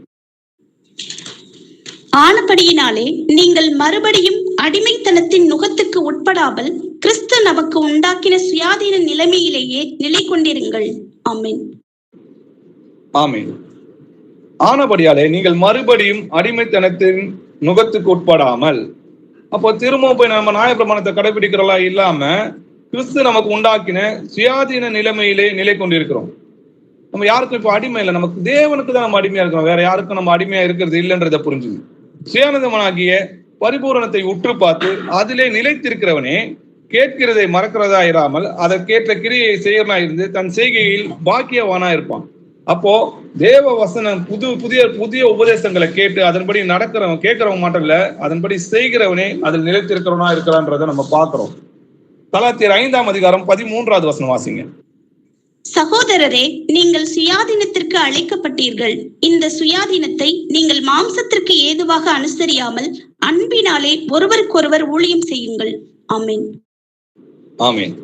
நீங்கள் சுயாதீனத்திற்கு அழைக்கப்பட்டீர்கள். இந்த சுயாதீனத்தை நீங்கள் மாம்சத்துக்கு ஏதுவாக அனுசரியாமல் அன்பினாலே ஒருவருக்கு ஒருவர் ஊழியம் செய்யுங்கள்னு சொல்லுது. இப்ப அன்புதான் நமக்கு பிரதான பிரமாணமா இருக்குதுன்றதை நம்ம புரிஞ்சுக்கணும். சுயாதீன பிரமாணத்தினால் நியாயத்தீர்ப்பு அடைய போகிறவர்களாக அதற்கேற்றபடி பேசி அதற்கேற்றபடி செய்யுங்கள் சொல்லி எழுதியிருக்கு. நியாய பிரமாணத்தினால் நீதிமானாக விரும்புகிற நீங்கள் யாவரும் கிறிஸ்துவை விட்டு விருந்து கிருபையிலிருந்து விழுந்து போனீர்கள் சொல்லி எழுதிருக்கு. அப்போ நம்ம நியாய பிரமாணத்தை செஞ்சோம்னா கிறிஸ்துவோட கிருபையிலிருந்து விழுந்து போனவங்களா இருப்போம். அப்போ இன்னமும் தசம பாகம், காணிக்க, ஆலயம், கட்டிட சர்ச்சு இதெல்லாம் நீங்க பாத்தீங்கன்னா அவங்களுக்குள்ள வேறொரு ஆவி இருக்கு. அவங்க அடிமைத்தனத்தில் உள்ளாக இருக்கிறாங்கன்றதை நம்ம புரிஞ்சுக்கணும். இதை யார் நமக்கு போதிக்கிறா? நமக்குள்ள இருக்கிற ஆவியானவரே அதை நமக்கு போதிக்கிறார். இன்னும் பாத்தீங்கன்னா சில சபைகள்ல பாத்தீங்கன்னா பெண்கள் பேசுகிறத பாக்குறாங்க. பெண்கள் சபைகள்ல போதிக்கலாமா? ஆவியானவர் நம்மளுக்கு என்ன போதிக்கிறார்ன்றதை பார்க்கலாம். 1 கொரிந்தியர் 14ஆம் அதிகாரம் 34, 35 வசனங்கள் வாசிக்கலாம். நீங்கள் சபைகளில் உங்கள் ஸ்திரீகள் பேசாமல் இருக்க கடவர்கள். பேசும்படிக்கு அவர்களுக்கு உத்தரவில்லை. அவர்கள் அமர்ந்திருக்க வேண்டும். வேதமும் அப்படியே சொல்லுகிறது. அவர்கள் ஒரு காரியத்தை கற்றுக்கொள்ள விரும்பினால் வீட்டிலே தங்கள் புருஷரிடத்தில் விசாரிக்க கடவர்கள். ஸ்திரீகள் சபையிலே பேசுகிறது அயோக்கியமா இருக்குமே. ஆமென். ஆமென். சபைகளில் உங்கள் ஸ்திரீகள் பேசாமல் இருக்க கடவர்கள். தேவ வசனங்கள் தேவாவினால் எழுதப்பட்டிருக்கிறது இல்லையா? பேசும்படி அவர்களுக்கு உத்தரவில்லை. அவர்கள் அமர்ந்திருக்க வேண்டும். வேதமும் அப்படியே சொல்கிறது. ஸ்திரீகள் சபைகளில் பேசுகிறது அயோக்கியத்தனமா இருக்குமேன்னு சொல்லி வேத வசனம் சொல்லுது. ஆனா இந்த வசனத்தை படித்தோம், இதை கேட்டோம், நான் அப்படிதான் நடப்பேன்னு சொல்றவங்களுக்குள்ள என்ன ஆவி இருக்கிறது? வாசிக்கலாம். 1 கொரிந்தியர் 14ஆம் அதிகாரம் 37வது வசனம். ஒருவன் தன்னை தீர்க்கதரிசி என்றாவது ஆவியை பெற்றவன் என்றாவது எண்ணினால் நான் உங்களுக்கு எழுதுகிறவைகள் கர்த்தருடைய கற்பனைகள் என்று அவன் ஒத்துக்கொள்ள கடவன். ஆமென். ஒருவன் தன்னை தீர்க்கதரிசியாவது ஆவியை பெற்றவன் என்றது எண்ணினால், எனக்குள்ள பரிசுத்த ஆவி இருக்குதுன்னு நீங்க எண்ணினீங்கன்னா அப்போ நான் உங்களுக்கு எழுதினவைகளை கர்த்தருடைய கற்பனைகள் என்று அவன் ஒத்துக்கொள்ள கடவான்னு சொல்லி பவுல் சொல்றாரு. அப்போ இது கர்த்தருடைய கற்பனை. அந்த கற்பனை கூட நம்ம வாக்குவாதம் பண்றதுமானால் நம்ம கர்த்தருக்கு கோபத்தை மூட்டுவர்களா இருப்போம். அவரை எதிர்த்து நிற்கிறவா இருக்கும். பரிசுத்த ஆவியை எப்போதுக்கும் எதிர்த்து நிற்கிறவர்களாக இருக்கிறோம். அப்போ எனக்குள்ள கர்த்தர் இருக்கிறாரு, அவர் ஆவியானவர் எனக்குள்ள இருக்கிறாருன்னா பெண்கள் சபைகள்ல போதிக்கிறது அயோக்கியத்தனமா இருக்குமே, அதை ஒத்துக்கொண்டிருப்பாங்க. ஏன் அவங்க சபைகள்ல அப்போ போதிக்க அவங்க இடம் கொடுக்குறாங்க? ஸ்ரீயானவள் எல்லாவற்றிலும் அடக்கமுடையவளாய் இருந்து அமைதலோட கற்றுக்கொள்ள கடவுள். உபதேசம் பண்ணவும் புருஷன் மேல் அதிகாரம் செலுத்தவும் ஸ்ரீயானவளுக்கு நான் உத்தரவு கொடுக்கிறது இல்லை, அவள் அமைதியா இருக்க வேண்டும் சொல்லி வேதம் சொல்லுது. அப்ப அந்த ஆவியானவர் எனக்குள்ள இருந்தானா இது சகலத்தையும் போதிப்பாரு, சகலத்தையும் சொல்லி எழுதிருக்கு. அப்ப ஏன் அது அவங்களுக்கு தெரியல? மாம்ச சிந்தை மரணம் சொல்லி எழுதிருக்கு. முன்ன உலகத்துக்குரிய ஆசீர்வாதங்களை ஆசீர்வாதம் ஆசீர்வாதம் ஆசீர்வாதம் சொல்லி அவங்களும் வஞ்சிக்கப்பட்டு மற்றவங்களையும் வஞ்சிக்கிற இவங்களுக்குள்ள என்ன ஆவி இருக்குதுன்றது ஆராய்ந்து பார்க்கலாம். ரோமர் 8ஆம் அதிகாரம் 9, 10 வசனங்கள் வாசிக்கலாம். தேவனுடைய ஆவி உங்களில் வாசமாய் இருந்தால் நீங்கள் மாம்சத்துக்கு உட்பட்டவர்களாய் இராமல் ஆவிக்கு உட்பட்டவர்களாய் இருப்பீர்கள். கிறிஸ்துவின் ஆவி இல்லாதவன் அவருடையவன் அல்ல. மேலும் கிறிஸ்து உங்களில் இருந்தால் சரீரமானது பாவத்து நிமித்தம் மரித்ததாயும் ஆவியானது நீதியின் நிமித்தம் ஜீவனுள்ளதாயும் இருக்கும். ஆமென். ஆமென். தேவனுடைய ஆவி உங்கள் வாசமாயிருந்தால் நீங்கள் மாம்சத்துக்குட்பட்டிராமல் ஆவிக்குட்பட்டவர்களாய் இருப்பீர்கள். அப்போ கிறிஸ்துவோட ஆவி இல்லாதவன் அவருடையவன் அல்லன்னு சொல்லி தெளிவா எழுதி இருக்குது இல்லையா? மேலும் கிறிஸ்து உங்களில் இருந்தால், வசனம் பாருங்க, கிறிஸ்து உங்களுக்குள் இருந்தால் சரீரமானது பாவத்தின் நிமித்தம் மரித்ததாயும் ஆவியானது நீதி நிமித்தம் ஜீவன் உள்ளதாயும் இருக்கும். அப்போ மாம்ச சிந்தை மரணம் சொல்லி எழுதிருக்கு. நம்ம ஆவிக்குட்படலா இருந்தா ஏன் மாம்சத்துக்குரியவர்களை சிந்திக்கிறோம்? அப்போ மாம்சத்துக்குரியவர்களை சிந்திக்கிறாங்கன்னா அவங்க மாம்சத்தினுடைய ஆவி இருக்குது, அவங்க சொந்த ஆவியினால அதை யோசிக்கிறாங்க. தேவனோட ஆவி இருந்தா அப்படி யோசிக்க மாட்டாங்கன்றதை நம்ம புரிஞ்சுக்கணும். ரோமர் 8ஆம் அதிகாரம் 5, 6 வசனங்கள் வாசிக்கலாம். அன்றியும் மாம்சத்தின்படி ஆவியின்படி நடக்கிறவர்கள் மாம்சத்துக்கு உரியவைகளை சிந்திக்கிறார்கள், ஆவியின்படி நடக்கிறவர்கள் ஆவிக்கு உரியவைகளை சிந்திக்கிறார்கள். மாம்ச சிந்தை மரணம், ஆவியின் சிந்தையோ ஜீவனும் சமாதானமுமாம். ஆமென். ஆமென். மாம்சத்தின்படி நடக்கிறவர்கள் மாம்சத்துக்குரியவர்களை சிந்திக்கிறாங்க, இந்த உலகத்துக்குரியவர்களை சிந்திக்கிறாங்க. ஆவின்படி நடக்கிறவர்கள் ஆவிக்குரியவர்களை சிந்திக்கிறார்கள் சொல்லி எழுதியிருக்கு. மாம்ச சிந்தை மரணம் சொல்லி எழுதியிருக்கு இல்லையா? அப்போ மாம்ச சிந்தை மரணம்னா அந்த சிந்தை நம்மள பாவத்தை செய்ய வைக்கும். பாவத்தின் சம்பளம் மரணம் சொல்லி எழுதியிருக்கு. ஆவின் சிந்தையோ ஜீவனும் சமாதானமாம் சொல்லி எழுதியிருக்கு.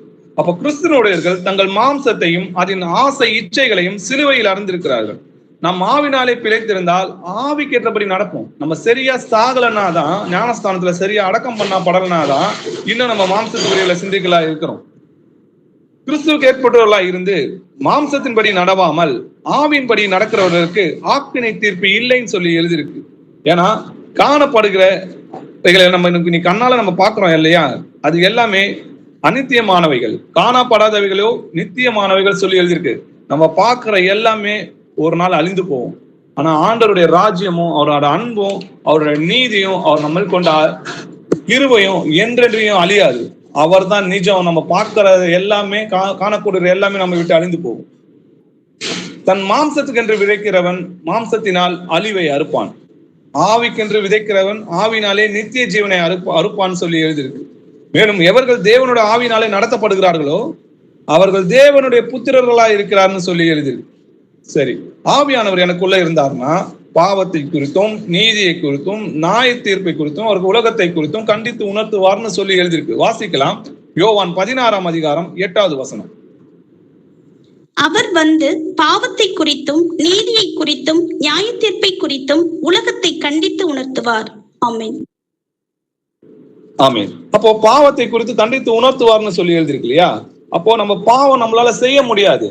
ஏன்னா நம்ம பாவம் செய்யறதுக்கு முன்னாடி அந்த வசனம் நம்ம முன்னாடி, நம்ம கண்களுக்கு முன்னாடி, நம்ம இருதயங்கள்ல சிந்தைகள்ல தோணும். பொய் சொல்லணும்னு நீ நினைக்கும் போதே பொய் சொல்லாது இருப்பாயாக நம்ம இருதயத்துல ஆண்டவர் பேசுவாரு. அந்த வசனம் நம்ம இருதயத்துல போயிடும். ஏன்னா நம்ம இருதயங்கள் அது எழுதப்பட்டிருக்குது, நம்ம வாசிச்சோம் இல்லையா? தேவனால் பிறந்த எவனும் பாவம் செய்யான் என்று அறிந்திருக்கிறோம், தேவனால் பிறந்தவன் தன்னை காக்கிறான், பொல்லாங்கன் அவனை தொடான்னு சொல்லி எழுதி. அந்த வசனம் நம்மளை காக்கும். 1 யோவான் 3ஆம் அதிகாரம் 6வது வசனம் வாசிக்கலாம். அவரில் நிலைத்திருக்கிற எவனும் பாவம் செய்கிறதில்லை, பாவம் செய்கிற எவனும் அவரை காணவும் இல்லை, அவரை அறியவும் இல்லை. ஆமென். ஆமென். அவரில் நிலைத்திருக்கிற எவனும் பாவம் செய்கிறதில்லை, பாவம் செய்கிற எவனும் அவரை காணவும் இல்லை, அவரை அறியவும் இல்லைன்னு சொல்லி எழுதியிருக்கு இல்லையா? நம்முடைய பாவங்களை நாம் அறிக்கையிட்டால் பாவங்களை நமக்கு மன்னித்து எல்லா அநியாயத்தையும் நீக்கி நம்மை சுத்திகரிப்பதற்கு அவர் உண்மையும் நீதி உள்ளவராயிருக்கு. அப்போ நம்ம ஏதாவது ஒரு சின்ன விஷயத்துல ஆண்டவருக்கு விரோதமா நம்ம செஞ்சிட்டோம், இல்ல பேசிட்டோம், இல்ல கோவப்பட்டுட்டோம் அப்படின்னும் போது நம்ம மனம் திரும்பி ஆண்டவர்கிட்ட பாவ மன்னிப்பு கேட்டு நம்ம அந்த பாவங்களுக்காக துக்கப்படும் போது அந்த துக்கம் நம்மளுக்கு ரட்சிப்பை உண்டாகும். இதே நீங்க லௌகீக துக்கப்பட்டீங்கன்னா அது மரணத்தை உண்டாக்கும்னு சொல்லி எழுதியிருக்கு இல்லையா? யாக்கோப்பு 4ஆம் அதிகாரம் 8வது வசனம் வாசிக்க.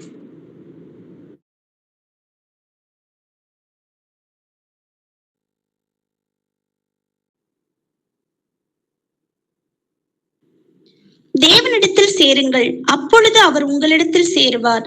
பாவிகளே, உங்கள் கைகளை சுத்திகரியுங்கள், இருமனம் உள்ளவர்களே, உங்கள் இருதயங்களை பரிசுத்தமாக்குங்கள். ஆமென். ஆமென். தேவனிடத்தில் சேருங்கள், அப்பொழுது அவர் உங்களிடத்தில் சேருவார். நம்ம அடிச்சாருன்னா அவர் தான் நம்மளை கீர்னா, அவர் தான் நம்ம தான் காயங்களை கட்டுவார். அவர்கிட்ட தான் போய் நிக்கணும். அவர் தான் நம்மளை மன்னிக்கிறவர். பாவிகளே, உங்கள் கைகளை சுத்திகரியுங்கள், இருமனம் உள்ளவர்களே, உங்கள் இருதயங்களை பரிசுத்தமாக்குங்கள் சொல்லி எழுது. 1 யோவான் 3ஆம் அதிகாரம் 2-3 வசனங்கள் வாசி. பிரியமானவர்களே, இப்பொழுது தேவனுடைய பிள்ளைகளாய் இருக்கிறோம், இனி எவ்விதமாய் இருப்போம் என்று இன்னும் வெளிப்படவில்லை. ஆகிலும் அவர் வெளிப்படும் போது அவர் இருக்கிற வண்ணமாகவே நாம் அவரை தரிசிப்பதினால் அவருக்கு ஒப்பா இருப்போம் என்று அறிந்திருக்கிறோம். அவர் மேல் இப்படிப்பட்ட நம்பிக்கை வைத்திருக்கிறவன் எவனும் அவர் சுத்தமுள்ளவராய் இருக்கிறது போல தன்னையும் சுத்திகரித்துக் கொள்ளுகிறான். ஆமென். ஆமென். இப்போ நம்ம தேவனுடைய பிள்ளைகளா இருக்கிறோம். ஆனா அவர் வரும்போது எப்படி இருக்கும், அவர் எப்படி இருக்கிறாரோ அவ்வண்ணமாவே நம்ம அவரை தரிசிப்போம். அப்போ அவருக்கு ஒப்பாக மாறும். நம்ம தேவ தூதர்களை போல நம்மளை ஆக்க போறார், அவருடைய பிள்ளைகளாக மாறும். அப்படிப்பட்ட மகிமையும் வல்லமையும் ஆண்டவர் நம்மளுக்கு கொடுக்கிறார். ஆவிக்குரிய சரீரம் நம்மளுக்கு கிடைக்குது இல்லையா? இப்படிப்பட்ட நம்பிக்கை தானே நம்ம வைத்துக் கொண்டிருக்கோம். அந்த நம்பிக்கைக்காக தானே இப்போ எல்லாவற்றையும் இருக்கிறோம். அப்போ அப்படிப்பட்ட நம்பிக்கை உள்ள எவன் எப்படி இருக்கணுமா? அவர் பரிசுத்தமா இருக்கிறது போல நம்மளும் பரிசுத்தமா இருக்கணும். அவர் சுத்தமுள்ளா இருக்கிறது போல தன்னை சுத்திகரித்துக் கொள்கிறான்னு சொல்லி எழுதியிருக்கு. அப்ப நம்ம சுத்திகரிக்கணும். பரிசுத்தமுள்ள இன்னும் பரிசுத்தமுள்ள ஆகணும்னு சொல்லி எழுதியிருக்கு இல்லையா? யாவரோடும் சமாதானமாய் இருங்கள், பரிசுத்தமுள்ள நாடுங்கள், பரிசுத்தம் இல்லாமல் ஒருவனும் கர்த்தரை தரிசிப்பதில்லையே. அப்போ பரிசுத்தம் இல்லாம நம்ம கர்த்தரை தரிசிக்க முடியாது. அப்போ அவர் நீதியை குறித்தும் கண்டித்து உணர்த்துவார்னு சொல்லி எழுதியிருக்கு இல்லையா? பாவத்தை குறித்தும் நீதியை குறித்தும் கண்டித்து உணர்த்துவார். 1 யோவான் 2ஆம் அதிகாரம் 29வது வசனம். அவர் நீதி உள்ளவராய் இருக்கிறார் என்று உங்களுக்கு தெரிந்திருப்பதினால் நீதியை செய்கிறவன் எவனும் அவரில் பிறந்தவன் என்று அறிந்திருக்கிறீர்கள். ஆமென். ஆமென். அவர் நீதி உள்ளவரா இருக்கிறார்னா நீங்க அவருக்குள் பிறந்தீங்கன்னா எத்தனை பேர் இயேசு கிறிஸ்துவை ஏற்றுக்கொண்டீங்களோ அத்தனை பேர் தேவனுடைய பிள்ளைகள் சொல்லி எழுதிருக்கு. அப்போ நீதியை செய்கிறவன் அவரில் பிறந்திருக்கிறான் என்று அறிந்திருக்கிறீர்கள். அப்ப நம்ம நீதி அவரை போல நம்ம அவர் எப்படி நடந்தாரோ அப்படி நம்ம நடக்கிறோமான்றதை ஆராய்ந்து பார்க்கணும். 1 யோவான் 3ஆம் அதிகாரம் 7வது வசனம் வாசிங்க. பிள்ளைகளே, நீங்கள் ஒருவராலும் வஞ்சிக்கப்படாதிருங்கள். நீதியை செய்கிறவன் அவர் நீதி உள்ளவராய் இருக்கிறது போல தானும் நீதி உள்ளவனாய் இருக்கிறான். ஆமென். ஆமென். பிள்ளைகளே, நீங்கள் ஒருவராலும் வஞ்சிக்கப்படாதிருங்க. ஏன்னா நீதி செய்கிறவன் அவர் நீதி உள்ளவரா இருக்கிறது போல தானும் எப்படி இருக்கணுமா? நீதி உள்ளவனா இருக்கணும்னு சொல்லி எழுதியிருக்கு. நீ தீமையை பின்பற்றாமல் நன்மையானதை பின்பற்று. நன்மை செய்கிறவன் தேவனால் உண்டாயிருக்கிறான், தீமை செய்கிறவன் தேவனை காணவில்லைன்னு சொல்லுது. அப்போ நன்மை செய்கிறதா நீதின்றதை புரிஞ்சுக்கணும். ஏழைகளுக்கும் திக்கற்ற பிள்ளைகளுக்கும் நியாயம் செய்து சிறுமைப்பட்டவர்களுக்கும் திக்கற்றவர்களுக்கும் நீதி செய்யுங்கள் சொல்லி சங்கீதத்துல எழுதியிருக்கு. வாரி இழைத்தான், ஏழைகளுக்கு கொடுத்தான், அவனுடைய நீதி என்றென்றைக்கும் நிற்கும், அவன் கொம்பு மகிமையாய் உயர்த்தப்படும். அப்போ ஏழைகளுக்கும் திக்கற்ற பிள்ளைகளுக்கும் கொடுக்கிறது எப்படி இருக்குதா? அது தேவனுக்கு முன்பாக நீதியா இருக்குதுன்னு சொல்லி எழுதியிருக்கு. இரக்கம் செய்தவனுக்கு இரக்கம் இல்லாத நியாய தீர்ப்பு கிடைக்கும். நியாய தீர்ப்புக்கு முன்பாக இரக்கம் தான் மேன்மைப்படும். ஆபிரகாம் தேவனை விசுவாசித்தான், அது நீதியாக எண்ணப்படும். அதே போல ஏழை எளியவங்களுக்கு திக்கற்ற பிள்ளைகளுக்கும் கர்த்தருக்கு முன்பாக அது எப்படி இருக்கு? அது நீதியா இருக்கிறதுன்னு சொல்லி எழுதியிருக்கு. அப்ப ஆவியானவர் நான் எனக்குள்ள இருக்கிறேன்னா என்னை போல ஒரு சகோதரன் கஷ்டப்படும் போது அவங்களுக்கு உதவி செய்யணும்ன்றது நம்ம இருதயங்கள் வரும். அவங்க துன்பப்படும் போது நம்மளால சந்தோஷமா இருக்க முடியாது. தனக்கென்று வாழ்கிறவன்னு பரிசுத்தாவே நமக்குள்ள இல்லைன்னு அர்த்தம். நான் உண்டு, என் குடும்பம், என்னோட பிள்ளைகள், என் மனைவி, என் தாய் அப்படின்னு நான் என் குடும்பம்னு வாழ்றவங்களுக்குள்ள நிச்சயமா கர்த்தர் இருக்க மாட்டார். அவர் எப்படி மற்றவர்களுக்காக வாழ்ந்தாரோ அதே போலதான் நாமளும் வாழ்வோம். ஏன்னா கர்த்தர் நமக்குள்ள இருக்கிறார். அவர் எப்படி நடந்தாரோ அதே போல நம்மளும் நடப்போம். அவர் நியாய தீர்ப்பை குறித்தும் கண்டித்து உணர்த்துவார்னு சொல்லி எழுதிருக்கலையா? அப்ப நிச்சயமா நியாய தீர்ப்பு ஒண்ணு இருக்குதுன்றது அந்த பயம் நம்ம இருதயங்கள் இருக்கும். நியாய தீர்ப்பு இல்லைன்னா எப்படி வேணா நடக்கலாம், புசிப்போம் மறிப்போம்னு சொல்லி எப்படி வேணா இருக்கலாமே, யார் நம்மளை கேட்க போறா? ஆனா நியாய தீர்ப்பு இருக்குது, கர்த்தர் நம்மளை கணக்கு கேட்பாருன்னு சொல்லி எழுதி இருக்குது. அந்த வசனம் நம்ம இருதயங்களை எழுதியிருக்கிறதுனால அந்த பயம், கர்த்தரை பற்றுகிற பயம் நம்ம இருதயங்கள் இருக்கும். அது நம்மை பாவம் செய்யாதபடி நம்மை காக்கும். மத்தேயு 25ஆம் அதிகாரம் 19வது வசனம் வாசிங்க.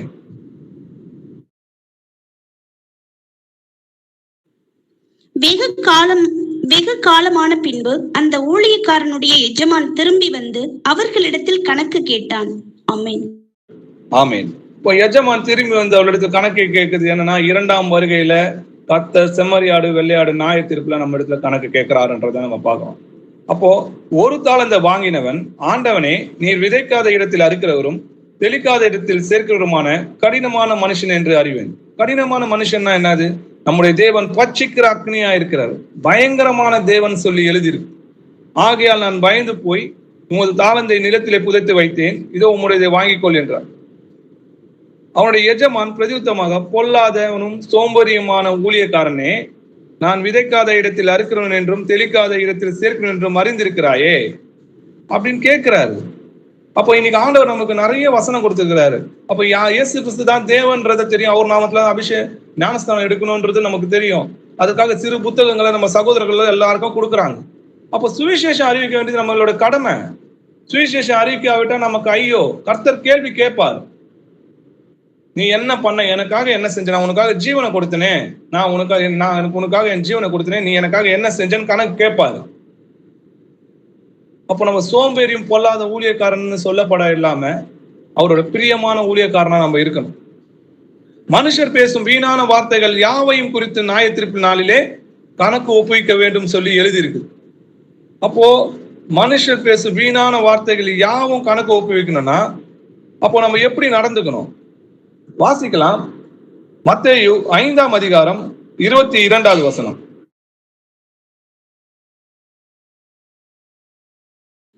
நான் உங்களுக்கு சொல்லுகிறேன், தன் சகோதரனை நியாயம் இல்லாமல் கோபித்துக் கொள்பவன் நியாய தீர்ப்புக்கு ஏதுவாய் இருப்பான்.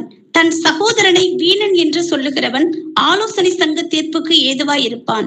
மூடனே என்று சொல்லுகிறவன் எரி நரகத்துக்கு ஏதுவாய் இருப்பான். ஆமென். ஆமென். நான் உங்களுக்கு சொல்லுகிறேன், தன் சகோதரனை நியாயம் இல்லாமல் கோபித்துக் கொள்கிறவன் நியாய தீர்ப்புக்கு ஏதுவாய் இருப்பான். தன் சகோதரனுக்கு ஏதுவாய் இருப்பான். மூடனே என்று சொல்லுகிறவன் எரி நரகத்துக்கு ஏதுவாய் இருப்பான். நம்ம எதை விதைக்கிறோமோ அதுதான் இருக்கும். அப்போ நன்மையானதை பேசுங்க. நாவுனாலதான் எல்லா அதிகாரமும் இருக்கு. நாவு அடக்குனா நம்ம எரிநரகத்தை தப்பித்துக் கொள்ளலாம்னு சொல்லி வேதத்துல எழுதியிருக்கு. அவருடைய பார்வைக்கு மறைவான சிருஷ்டி ஒன்றும் இல்லை. சகலமும் அவருடைய கண்களுக்கு முன்பாக நிர்வாணையாகவும் வெளியரங்கமாகவும் இருக்கிறது. அவருக்கே நம்ம கணக்கு ஒப்புவிக்கணும்னு சொல்லி எழுதியிருக்கு இல்லையா? லூக்கா 12ஆம் அதிகாரம் 3வது.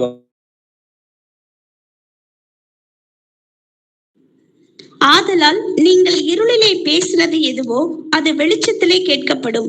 நீங்கள் அறைகளில் காதிலே சொன்னது எதுவோ அது வீடுகளின் மேல் கூறப்படும். ஆமென்.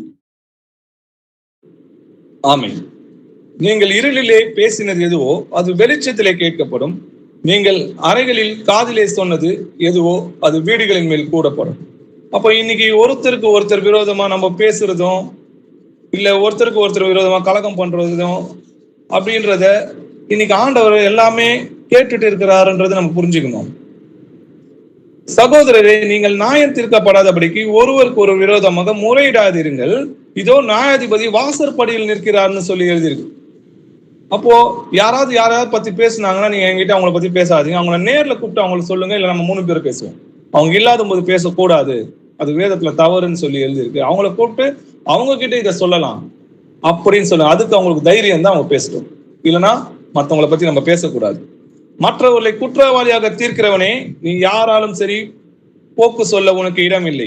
நீ குற்றமாக தீர்க்கிறவர்களை எவைகளையோ அவைகளே நீயே செய்கிறபடியால் நீ மற்றவர்களை குறித்து சொல்கிற தீர்ப்பினாலே உன்னைத்தானே குற்றவாளியாய் தீர்க்கிறாய். இப்படிப்பட்டவர்களை செய்கிறவர்களுக்கு தேவனுடைய நியாய தீர்ப்பு சத்தியத்தின்படி இருக்கிறது என்று அறிந்திருக்கிறோம். கர்த்தர் தந்த அபிஷேகம் நமக்குள்ள சகலத்தா இருப்பதால் நம்ம சகலத்தை அறிந்திருக்கிறோம் சொல்லி எழுதியிருக்கு. ரோமர் 14ஆம் அதிகாரம் 10லிருந்து 12 வசனங்கள் வரைக்கும் வாசிக்கலாம். கிறிஸ்துவுக்குள் உத்தமனாகிய அப்பல்லோயை வாழ்த்துங்கள். அரிஸ்தோபோலுவின் வீட்டாரை வாழ்த்துங்கள். என் இனத்தானாகிய ஏரோதியோனை வாழ்த்துங்கள். நர்கீசுவின் வீட்டாரில் கர்த்தருக்கு சிஸ்டர் மன்னிச்சிடுங்க சிஸ்டர். ரோமர் 14ஆம் அதிகாரம் 10லிருந்து 12 வசனங்கள் இருக்கு. இப்படி இருக்க நீ உன் சகோதரனை குற்றவாளி என்று தீர்க்கிறதென்ன? நீ உன் சகோதரனை அற்பமாய் எண்ணுகிறதென்ன? நாம் எல்லாரும் கிறிஸ்துவினுடைய நியாயாசனத்திற்கு முன்பாக நிற்போமே. அந்தபடி முழங்கால் யாவும் எனக்கு முன்பாக முடங்கும், நாவு யாவும் தேவனை அறிக்கை பண்ணும் என்று என் ஜீவனை கொண்டு உரைக்கிறேன் என்பதாய் கர்த்தர் சொல்லுகிறார் என்று எழுதியிருக்கிறது. ஆமென். ஆமென். நீ உன் சகோதரனை குற்றவாளி என்று தீர்க்கிறது என்ன? நீ உன் சகோதரனை அற்பமாய் எண்ணுகிறது என்ன? நாம் எல்லோரும் கிறிஸ்துவின் நியாயசங்கத்திற்கு முன்பாக நிற்க வேண்டுமே. அப்ப நம்ம எல்லாருமே தேவனுடைய நியாயசங்கத்துக்கு முன்னாடி நிற்கணும் இல்லையா? முழங்கால் யாவும் எனக்கு முன்பாக முடங்கும், நாவுகள் யாவும் தேவனை அறிக்கை பண்ணும் என்று தன்னுடைய ஜீவனை கொண்டு கர்த்தர் உரைத்திருக்கிறார். எல்லாரும் முழங்கால் இட்டு நம்மளோட கணக்கு ஆண்டவர்கிட்ட ஒப்பிக்கணும். ஆதலால் நம்மில் ஒருவனும் தன்னை குறித்து தேவனுக்கு கணக்கு ஒப்புவிப்பான்னு சொல்லி எழுதி. அப்படி நம்ம கணக்கு ஒப்புவிக்கும் போது இன்னைக்கே நம்ம என்ன பண்ணோம்? வழியிலே தானே ஒரு முத்தம் செய்யுங்கள் எழுதியிருக்கு. அப்போ வழியில நம்ம அழிந்து போகாம இருக்கணும்னா குமாரனை என்ன பண்ணோமா? முத்தம் செய்யணும்னு சொல்லி எழுது. அப்போ நம்ம இன்னைக்கு என்ன பண்ணோம்? ஒரு இடத்துல ஒருவர் சமாதானமாகி யாதொரு கசப்பு வேற எதனா இருந்துச்சுன்னா அதை ஆண்டவர்கிட்ட பாவ அறிக்கை செஞ்சு விட்டுட்டு அவங்க கிட்ட சமாதானமா இருக்கும். கூடுமானால் யாவரோடமும் சமாதானமா இருங்கன்னு சொல்லி எழுதிருக்கு. அது மட்டும் கிடையாது, மன்னிக்கணும். நம்ம எல்லாரையும் மன்னிக்க நம்ம கடனாளியா இருக்கிறோம். மத்தேயு 18ஆம் அதிகாரம் 23லிருந்து 35 வசனங்களை நீங்க வீட்டுல படிச்சு பாத்தீங்கன்னா தெரியும். பரலோக ராஜ்யம் தன் ஊழியக்காரருக்கு கணக்கு பார்க்க வேண்டும் இருந்த ஒரு ராஜாக்கு ஒப்பா இருக்கிறதுன்னு சொல்லி ஆரம்பிக்கும் அந்த உவமை. அதுல பாத்தீங்கன்னா அவன் கணக்கு பார்க்க தொடங்கின போது 16,000 தாலந்து கடன்பட்டவன் ஒருவனை அவனுக்கு முன்பாக கொண்டு வந்தார்கள். கடனை தீர்க்க அவனுக்கு நிர்வாகம் இல்லாதபடியால் அவனுடைய ஆண்டவன் அவனையும் அவன் பெண்ஜாதி பிள்ளைகளையும் அவனுக்கு உண்டான எல்லாவற்றை விட்டு கடனை தீர்க்கும்படி கட்டளையிட்டான். அப்போது அந்த ஊழியக்காரன் தாழ விழுந்து வணங்கி, ஆண்டவனே, என்னிடத்தில் பொறுமையாயிரும், எல்லாவற்றையும் உனக்கு கொடுத்து தீர்கிறேன் என்றான். அந்த ஊழியக்காரனுடைய ஆண்டவன் மனதிறங்கி அவனை விடுதலை பண்ணி கடனையும் அவனுக்கு மன்னித்து விட்டார்னு பார்க்கிறோம். நம்ம அநேக பாவங்கள் செஞ்சிருந்தோம், அக்கிரமங்கள் செஞ்சிருந்தோம். ஆனா கர்த்தராகிய இயேசு கிறிஸ்து நமக்காக மனிதனாய் பிறங்கி நம்மளுடைய பாவங்கள் எல்லாவற்றையும் சிலுவையில மன்னித்தார். அவருடைய ரத்தத்தினால் நம்ம சமாதானம் ஆயிடுச்சு. அவரோட கிருபையினால நம்ம ரட்சிக்கப்பட்டோம். ஆனா நம்ம என்ன பண்றோம்? அவர் நம்மளை மன்னித்தது போல மற்றவங்களை மன்னிக்கிறோமா? இங்க என்ன நடக்குதுன்னு பாருங்க. அப்படி இருக்க அந்த ஊழியக்காரன் புறப்பட்டு போகையில் தன்னிடத்தில் 100 வெள்ளிப்பணம் கடன் பட்டிருந்தவனாகிய தன் உடன் வேலைக்காரன் ஒருவனை கண்டு அவனை பிடித்து தொண்டையை நிறுத்து, நீ பட்ட கடனை எனக்கு கொடுத்து தீர்க்க வேண்டும் என்றான். அப்பொழுது அவனுடைய உடன் வேலைக்காரன் அவன் காலிலே விழுந்து, என்னிடத்தில் பொறுமையாயிரும், எல்லாவற்றையும் உனக்கு கொடுத்து தீர்கிறேன் என்று அவனை வேண்டிக் கொண்டான். அவனோ சம்மதியாமல்னா அவனை மன்னிக்காம போய் அவன் பட்ட கடனை கொடுத்து தீர்மளவும் அவனை காவலில் போடுவித்தான். நடந்ததை அவனுடைய உடன் வேலைக்காரன் கண்டு மிகவும் துக்கப்பட்டு ஆண்டவரிடத்தில் வந்து நடந்ததை எல்லாம் அறிவித்தான். அப்போது அவனுடைய ஆண்டவன் அவனை அழைப்பித்து, பொல்லாத ஊழியக்காரனே, இங்கேயும் அதே வசனம் தான் வருது, பொல்லாத ஊழியக்காரனே, நீ என்னை வேண்டிக் கொண்டபடினால் அந்த கடனை உனக்கு முழுவதையும் மன்னித்து விட்டேன். அப்போ ஆண்டவர் நம்மளுக்கு எல்லா பாவங்களையும் மன்னித்து சிலுவையில நம்முடைய அக்கிரமங்கள் எல்லாம் நம்மளுடைய பாவங்களை அவர் சுமந்து தீர்த்து நம்மளை மன்னித்தார். தேவனிடத்தில் ஒப்புரவாக்கினார். இன்னைக்கு அவரோட பிள்ளைகளா மாறணும். ஆனா அதே போல நம்மளும் மற்றவங்கள மன்னிக்க கடனாளியா இருக்கிறோம், மன்னிக்கணும். நான் மன்னிக்க மாட்டேன்னு சொன்னா உங்களுக்குள்ள தேவனோட ஆவி இல்லைன்னு அர்த்தம். நான் உனக்கு இறங்கினது போல நீயும் உன் உடன் வேலையாளுக்கு இறங்க வேண்டுமோ என்று சொல்லி அவனுடைய ஆண்டவன் கோபம் அடைந்து அவன் பட்ட கடனை எல்லாம் தனக்கு கொடுத்து தீர்மானமும் போதிகளிடத்தில் அவனை ஒப்பு கொடுத்தான். நீங்களும் அவனவன் சகோதரன் செய்த தப்பிதங்களை மனப்பூர்வமாய் மன்னியாமல் போனால் என் பரமபிதாவும் உங்களுக்கு அப்படியே செய்வார். இது ஓமையா சொல்றாரு, ஆனா இது சத்தியம். நம்ம யாரையாவது மன்னிக்கலன்னா கர்த்தரும் நம்முடைய பாவங்களை மன்னிக்க மாட்டார்.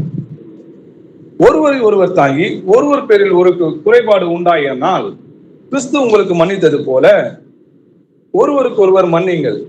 இவை எல்லாவற்றின் மேலும் பூரண சர்க்குணத்தின் கட்டாகிய அன்பை தரித்துக் கொள்ளுங்கள் சொல்லி எழுதியிருக்கு. அப்ப கிறிஸ்து உங்களுக்கு எப்படி மன்னித்தாரோ அதே போல நம்ம ஒருவருக்கு ஒருவர் மன்னிக்க நம்ம கடனாளியா இருக்கிறோம்.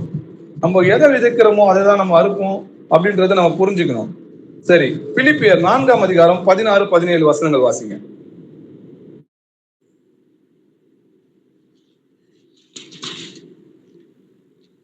நான் தெசலோனிக்கேயில் இருந்த போதும் என் குறைச்சலை நீக்கும்படி நீங்கள் 2 தரம். இதுவா பிரதர்? ஆமா சிஸ்டர், படிங்க. நான் தெசலோனிக்கேயில் இருந்த போதும் என் குறைச்சலை நீக்கும்படி நீங்கள் 2 தரம் அனுப்பினீர்கள். உபகாரத்தை நான் நாடாமல் உங்கள் கணக்குக்கு பலன் பெருகும்படியே நாடுகிறேன். எல்லாம் எனக்கு கிடைத்தது. பாருங்க, நான் பவுல் சொல்றாரு, நான் தெசலோனிக்கேயில் இருக்கையில்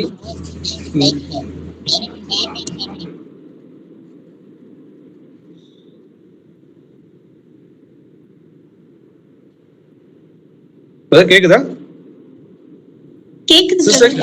ஓகே, பவுல் சொல்றதை கவனிச்சு பாருங்க. நான் தெசலோனிக்கேயில் இருந்தபோது என் குறைச்சலை நீக்கும்படி நீங்கள் 2 தரம் அனுப்பினீர்கள். உபகாரத்தை நான் நாடாம உங்கள் கணக்குக்கு பலன் பெருகும்படி நாடுகிறேன். அதாவது ஆண்டவர் நிச்சயமா கணக்கு கேட்பார் இல்லையா? நியாயத்தீர்ப்புல கணக்கு கேட்கும்போது அப்போ உங்களுக்கு அந்த கணக்கு ஆண்டவருக்காக நீங்க பிரயாசப்பட்ட அந்த கணக்கு பெருகும்படியாக இதை நான் செய்கிறேன், நாடுகிறேன். உங்களுக்கு அந்த நியாயத்தீர்ப்புல அந்த கணக்கு பெருகும்படி ஆண்டவர் உங்களுக்கு கிருபை செய்யறதுக்காக நான் இதை செய்கிறேன்றாரு. ஏன்னா நீங்க எபிரேயர் 6ஆம் அதிகாரம் 10வது வசனத்தில் நீங்க படிச்சீங்கன்னா, உங்கள் கிரியைகளையும் நீங்கள் பரிசுத்தவான்களுக்கு ஊழியம் செய்கிறதுனாலும் செய்து வருகிறதுனாலும் நமது நாமத்தின் நிமித்தம் காண்பித்த அன்புள்ள பிரயாசத்தை மறந்து விடுவதற்கு தேவன் அநீதி உள்ளவர் அல்ல. ஒரு சொம்பு தண்ணி நீங்க ஒரு குடிக்கிறதுக்கு ஒரு கலசம் தண்ணியை நீங்க பரிசுத்தவானுக்கு கொடுத்தாலும் அதை அடையாமல் நீங்க அதோட பலனை நீங்க அடையாமல் போவதில்லைன்னு சொல்லி எழுதியிருக்கு. ஒரு சுவிசேஷத்திற்காகவோ உண்மையான ஊழியருக்காகவோ நம்ம ஆண்டவருக்கு படுற பிரயாசத்தை மறந்து விடுறதுக்கு அநீதி உள்ளவர் அல்ல கர்த்தர். அது நிச்சயமா அதை 100 மடங்கான பலனை நம்ம நினைச்சு பார்க்க முடியாத அது மகிமையை ஆண்டவர் நமக்கு கொடுப்பார். பிலிப்பியர் 4ஆம் அதிகாரம் 3-4 வசனங்கள் வாசிங்க. அன்றியும் என் உத்தம கூட்டாளியே, அவர்களுக்கு உதவியாய் இருக்கும்படி உன்னையும் வேண்டிக் கொள்ளுகிறேன். அவர்கள் கிளேமெந்தோடும் மற்ற என் உடன் வேலையாட்களோடும் கூட சுவிசேஷ விஷயத்தில் என்னோட கூட மிகவும் பிரயாசப்பட்டார்கள். அவர்களுடைய நாமங்கள் ஜீவ புஸ்தகத்தில் இருக்கிறது. கர்த்தருக்குள் எப்பொழுதும் சந்தோஷமாயிருங்கள் என்று மறுபடியும் சொல்லுகிறேன். ஆமென். ஆமென். கர்த்தருக்குள் எப்பொழுதும் சந்தோஷமாயிருங்கள் என்று மறுபடியும் சொல்லுகிறேன். எதற்காக? என் உடன் வேலையாட்களை கூட சுவிசேஷ விஷயத்தில் என்னோட கூட மிகவும் பிரயாசப்பட்டாங்க. ஆண்டோட சுவிசேஷத்துக்காக பிரயாசப்பட்டாங்க இல்லையா? அதனால அவங்களுடைய நாமங்கள் ஜீவ புஸ்தகத்துல எழுதிருக்கு. அதனால நீங்க சந்தோஷப்படுங்க. எதுக்காக நம்ம சந்தோஷப்படணுமா? ஜீவ புஸ்தகத்துல நம்ம நாமம் எழுதிருக்கு, அதுக்காக நம்ம சந்தோஷப்படணும். நம்ம ஏற்கனவே சொன்னோம் இல்லையா, நமது நாமத்தின் நிமித்தம் காண்பித்த அன்புள்ள பிரயாசத்தை மறந்து விடுவதற்கு தேவன் அநீதி உள்ளவர் அல்ல. நம்ம அவருக்காக படுற ஒருவருக்காக நம்ம போய் சுவிசேஷம் அறிவிக்கிறதும், அவர்களோட அன்பின் நாமத்தை நம்ம பிரசங்கம் பண்றதும், அவருக்காக படுற கஷ்டங்களும் எல்லாத்தையும் கர்த்தர் நினைவில் வைத்திருக்கிறார். கர்த்தர் அவனோட கிரியைக்கு தக்கதாக பலனை கொடுப்பார். அவனோட பலன் என்னோட கூட வருகிறதுன்னு சொல்லி எழுதிருக்கு. உங்களோட பேரும் என்னுடைய பேரும் ஜீவ புஸ்தகத்துல எழுதிருக்கு. அப்ப ஏன் நம்ம துக்கப்படணும்? நம்ம ஏன் கவலைப்படணும்? இந்த உலக கவலைகளுக்காக நம்ம ஏன் கவலைப்படணும்? சந்தோஷமா இருங்க. மறுபடியும் சொல்லுகிறேன், சந்தோஷமா இருங்கன்னு சொல்லி எழுதிருக்கு. எபேசியர் 1ஆம் அதிகாரம் 14வது வசனம் வாசிங்க.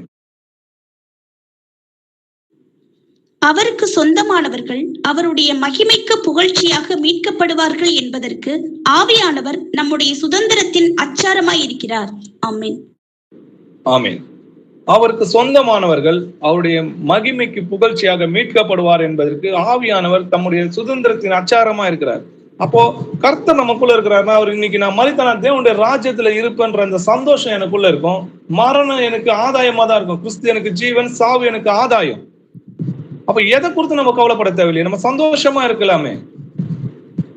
மேலும் நமக்கு அருளப்பட்ட பரிசுத்த ஆவினாலே தேவ அன்பு நம்முடைய இருதயங்களில் ஊற்றப்பட்டிருக்கிறபடியால் அந்த நம்பிக்கை நம்மளை வெட்கப்படுத்தாது. கர்த்தராகிய இயேசு கிறிஸ்துவை எழுப்பினவர் எங்களையும் இயேசு கிறிஸ்துவை கொண்டு எழுப்பி உங்களோட கூட தமக்கு முன்பாக நிறுத்துவார் என்று அறிந்திருக்கிறோம். கர்த்தர் அந்த அபிஷேகம் நமக்குள் இருப்பதா அது சகலத்தையும் நமக்கு போதிக்கும். நம்ம சகலத்தையும் அறிந்திருக்கிறோம் சொல்லி எழுதிருக்கு. அப்ப அசதியாயிராமல் ஜாக்கிரதையாயிருங்கள், ஆவியிலே அனலாயிருங்கள், கர்த்தருக்கு ஊழியம் செய்யுங்க. ஏன்னா நிச்சயமா அதோட பலன் நம்ம அடைவோம். மனுஷனுக்கு பிரியமாயிருக்க விரும்புவர்களாய் பார்வைக்கு ஊழியம் செய்யாமல் கிறிஸ்துவுக்கு ஊழியக்காரனாக மனப்பூர்வமாய் தேவனுடைய சித்தத்தின்படி செய்யுங்க. ஆகையால் நீங்கள் மாயமற்ற சகோதர சிநேகிதம் உள்ளவராகும்படி ஆவியினாலே சத்தியத்திற்கு கீழ்ப்படிந்து உங்கள் ஆத்துமாக்களை சுத்தமாக்கி கொண்டவர்களாய் இருக்கிறபடியால் சுத்த இருதயத்தோடு ஒருவருக்கொருவர் ஊக்கமாய் அன்பு கூறுங்கள். அன்பு சகலத்தையும் தாங்கும், சகலத்தையும் சகிக்கும் சொல்லி எழுதியிருக்கு. நம்ம ஆவியானவர் நமக்குள்ள இருக்கிறானா, இந்த பாவத்தை குறித்தும் நீதியை குறித்தும் நியாய தீர்ப்பை குறித்தும் எல்லாத்தையும் கண்டித்து உணர்த்துவார். சகலத்தையும் நீங்க அறிந்திருக்கிறீங்க. தேவனுடைய ராஜ்யம் எப்போ வரும்ன்றதை கேட்கும்போது அது உங்களுக்குள்ளே இருக்கிறதுன்னு சொல்றாரு. அது நிச்சயமா நம்மளுக்கு தெரியும், அவரோட வருகையும் நம்மளுக்கு தெரியும். நம்ம சகலத்தையும் அறிந்திருக்கிறோம்னு சொல்லியிருக்கு. அந்த ஆவியானவர் நமக்கு சகலத்தையும் போதிப்பார். அவர் போதித்தபடியிலே நீங்கள் அந்த வசனத்திலே நீங்கள் நிலைத்திருப்பீர்கள், ஆனால் அவரோட ராஜ்யத்திலும் பங்கு கொள்ளவர்களா இருக்கு. நமக்காக ஜீவனை கொடுத்திருக்கிறார். அவருக்காக நம்ம என்ன செஞ்சோன்றதை நிச்சயமா கணக்கு கேட்பார். என்ன செய்ய முடியும் நம்மளால? வானமும் அவர் தான், பூமியும் அவரு தான். நமக்கு உண்டாகிற ஜீவனும் அவர் கொடுத்ததுதான். எல்லாமே அவர் கொடுத்ததுதான். எனக்கு தாயும் என் பிள்ளைகளையும் என் மனைவிகளையும் எல்லாமே அவர் போட்ட பிச்சை தான். நான் என்ன அவருக்கு கொடுக்க முடியும்? அவருடைய கட்டளைகளை கை கொள்வதே அவரிடத்தில் அன்பு கூறுவதாம். நமக்கு ஆண்டவர் நமக்காக ஜீவனை கொடுத்திருக்கிறான்ற அந்த உணர்வு நம்ம இருதயங்கள் நன்றி அறிதல் உள்ளவராக இருக்கணும். அவருக்கு சுவிசேஷம் அறிவிக்கணும். நம்ம பெற்ற சந்தோஷம் மற்றவங்களுக்கு பெறணும். எனக்கு என்ன செய்யணும்னு நான் ஆசைப்பட்டனோ, எனக்கு என்ன கிடைச்சதோ அது மற்றவங்களுக்கு கிடைக்கணும், அவங்களும் ரட்சிக்கணும்ன்றதுக்காக பிரயாசப்படணும், சுவிசேஷம் அறிவிக்கணும். வீடுகளை திறந்து கொடுங்க. உங்களால் ஆண்டவர் உங்களுக்கு என்ன அனுகிரகம் கொடுத்திருக்கிறாரோ அந்த அனுகிரகத்தின்படி பகிர்ந்து கொடுக்க கடவுள். அவன் கட்டாயமும் அல்ல, விசனமாயும் அல்ல. நீங்க வயசுல ஆண்டவர் கொடுத்திருக்கிறாரா, அதை கொண்டு ஏழை எளியவங்களுக்கும் திக்கற்ற பிள்ளைகளுக்கும் செய்யுங்க. ஆண்டவர் உங்களுக்கு போதிக்கிற வசங்களை கொடுத்திருக்கிறாரா, சகோதரர்களுக்கு சத்தியத்தை போதித்து சொல்லுங்க. என்ன ஆண்டவர் உங்களுக்கு கொடுத்திருக்காரோ அதை திரும்பி அவரோட பிள்ளைகளுக்கே கொடுங்க. திக்கற்ற பிள்ளைகளுக்கும் ஏழைகளுக்கும் நம்ம கொடுக்கறதும் அவர் தான், கொடுக்க வைக்கிறதும் அவர் தான். நம்ம யாருக்கு கொடுக்கிறோம்? கர்த்தரிடத்தில் எடுத்து கர்த்தருக்கே கொடுக்கிறோம். ஆமென். அப்பா, உம்மை துதிக்கிறோம், உம்மை போற்றுகிறோம். நீ நல்லவர், வல்லவர், இரக்கம் உள்ளவர், நீதி உள்ளவர், உண்மை உள்ளவர், பரிசுத்தம் உள்ளவர். கர்த்தாவே, நீ போற்றுகிற ராஜா, உம்மை துதிக்கிறோம். அப்பா, நீர் எங்களுக்குள்ள இருந்து பாவத்தையும் நீதியை குறித்தும் நியாய தீர்ப்பை குறித்தும் கண்டித்து உணர்த்துகிறீர். கர்த்தாவே, உமக்காக நன்றி ராஜா. நீங்கள் பரிசுத்த அபிஷேகம், நீங்கள் பெற்ற பரிசுத்த அபிஷேகம் சகலத்தையும் பெற்று அறிந்திருக்கிறேன். அது சகலத்தையும் உங்களுக்கு போதிக்கும் சொல்லி எழுதியிருக்குது கர்த்தாவே. அதனால எது சத்தியம் எது பொய் என்றதை பகுத்தறிகிற அந்த உணர்வையும், எதை பேசணும் எதை பேசக்கூடாது, எந்த இடத்துல அமைதியா இருக்கணும், எந்த இடத்துல பேசணும், எதை வசனத்தை பேசணும், எப்படி பேசணும்ன்ற இந்த ஞானத்தையும் வரும் காலங்கள்ல நாங்க எப்படி நடந்துக்கணும், நாங்க போற வர இடமெல்லாம் எங்களோட இருந்து ஒரு வசனத்தினாலே எங்களை போதித்து வழி நடத்துறோம் கர்த்தாவே. நாங்க நடக்க வேண்டிய வழி எங்களுக்கு போதித்து அதன்படி நடக்க எங்களை ஒப்பு கொடுக்குறோம் ராஜா. நீங்க வரும்போது இங்க கூடியிருக்கிற சகோதரர்கள் மட்டும் இல்லாம உங்களுடைய பிள்ளைகளாக நாங்கள் அனைவரும் ஆவி ஆத்மா சரீரத்தில் பரிசுத்தம் உள்ளவர்களாக காணப்பட எங்களை முற்றிலும் உங்க இடத்துல ஒப்பு கொடுக்குறோம்ப்பா. நீங்க எங்களை வழி நடத்தி உங்களுடைய ராஜ்யத்தை எங்களுக்கு கொண்டு சேருங்கப்பா. உங்களுடைய வருகைக்கு நாங்கள் காத்து கொண்டிருக்கோம். நீங்க சீக்கிரமாக வாங்கப்பா. துதிக்கான மகிமையெல்லாம் உமக்கே சேர்க்கிற ராஜா. இயேசுவின் நாமத்தில் ஜெபிக்கிறோம் எங்கள் ஜீவனுள்ள பிதாவே. ஆமென். ஆமென். Praise Lord, brother. Praise the Lord, brother. Praise Lord, sister. Thank you. Amen. Amen. Thank you. Praise the Lord, brother. Praise the Lord, brother. Praise Lord, sister.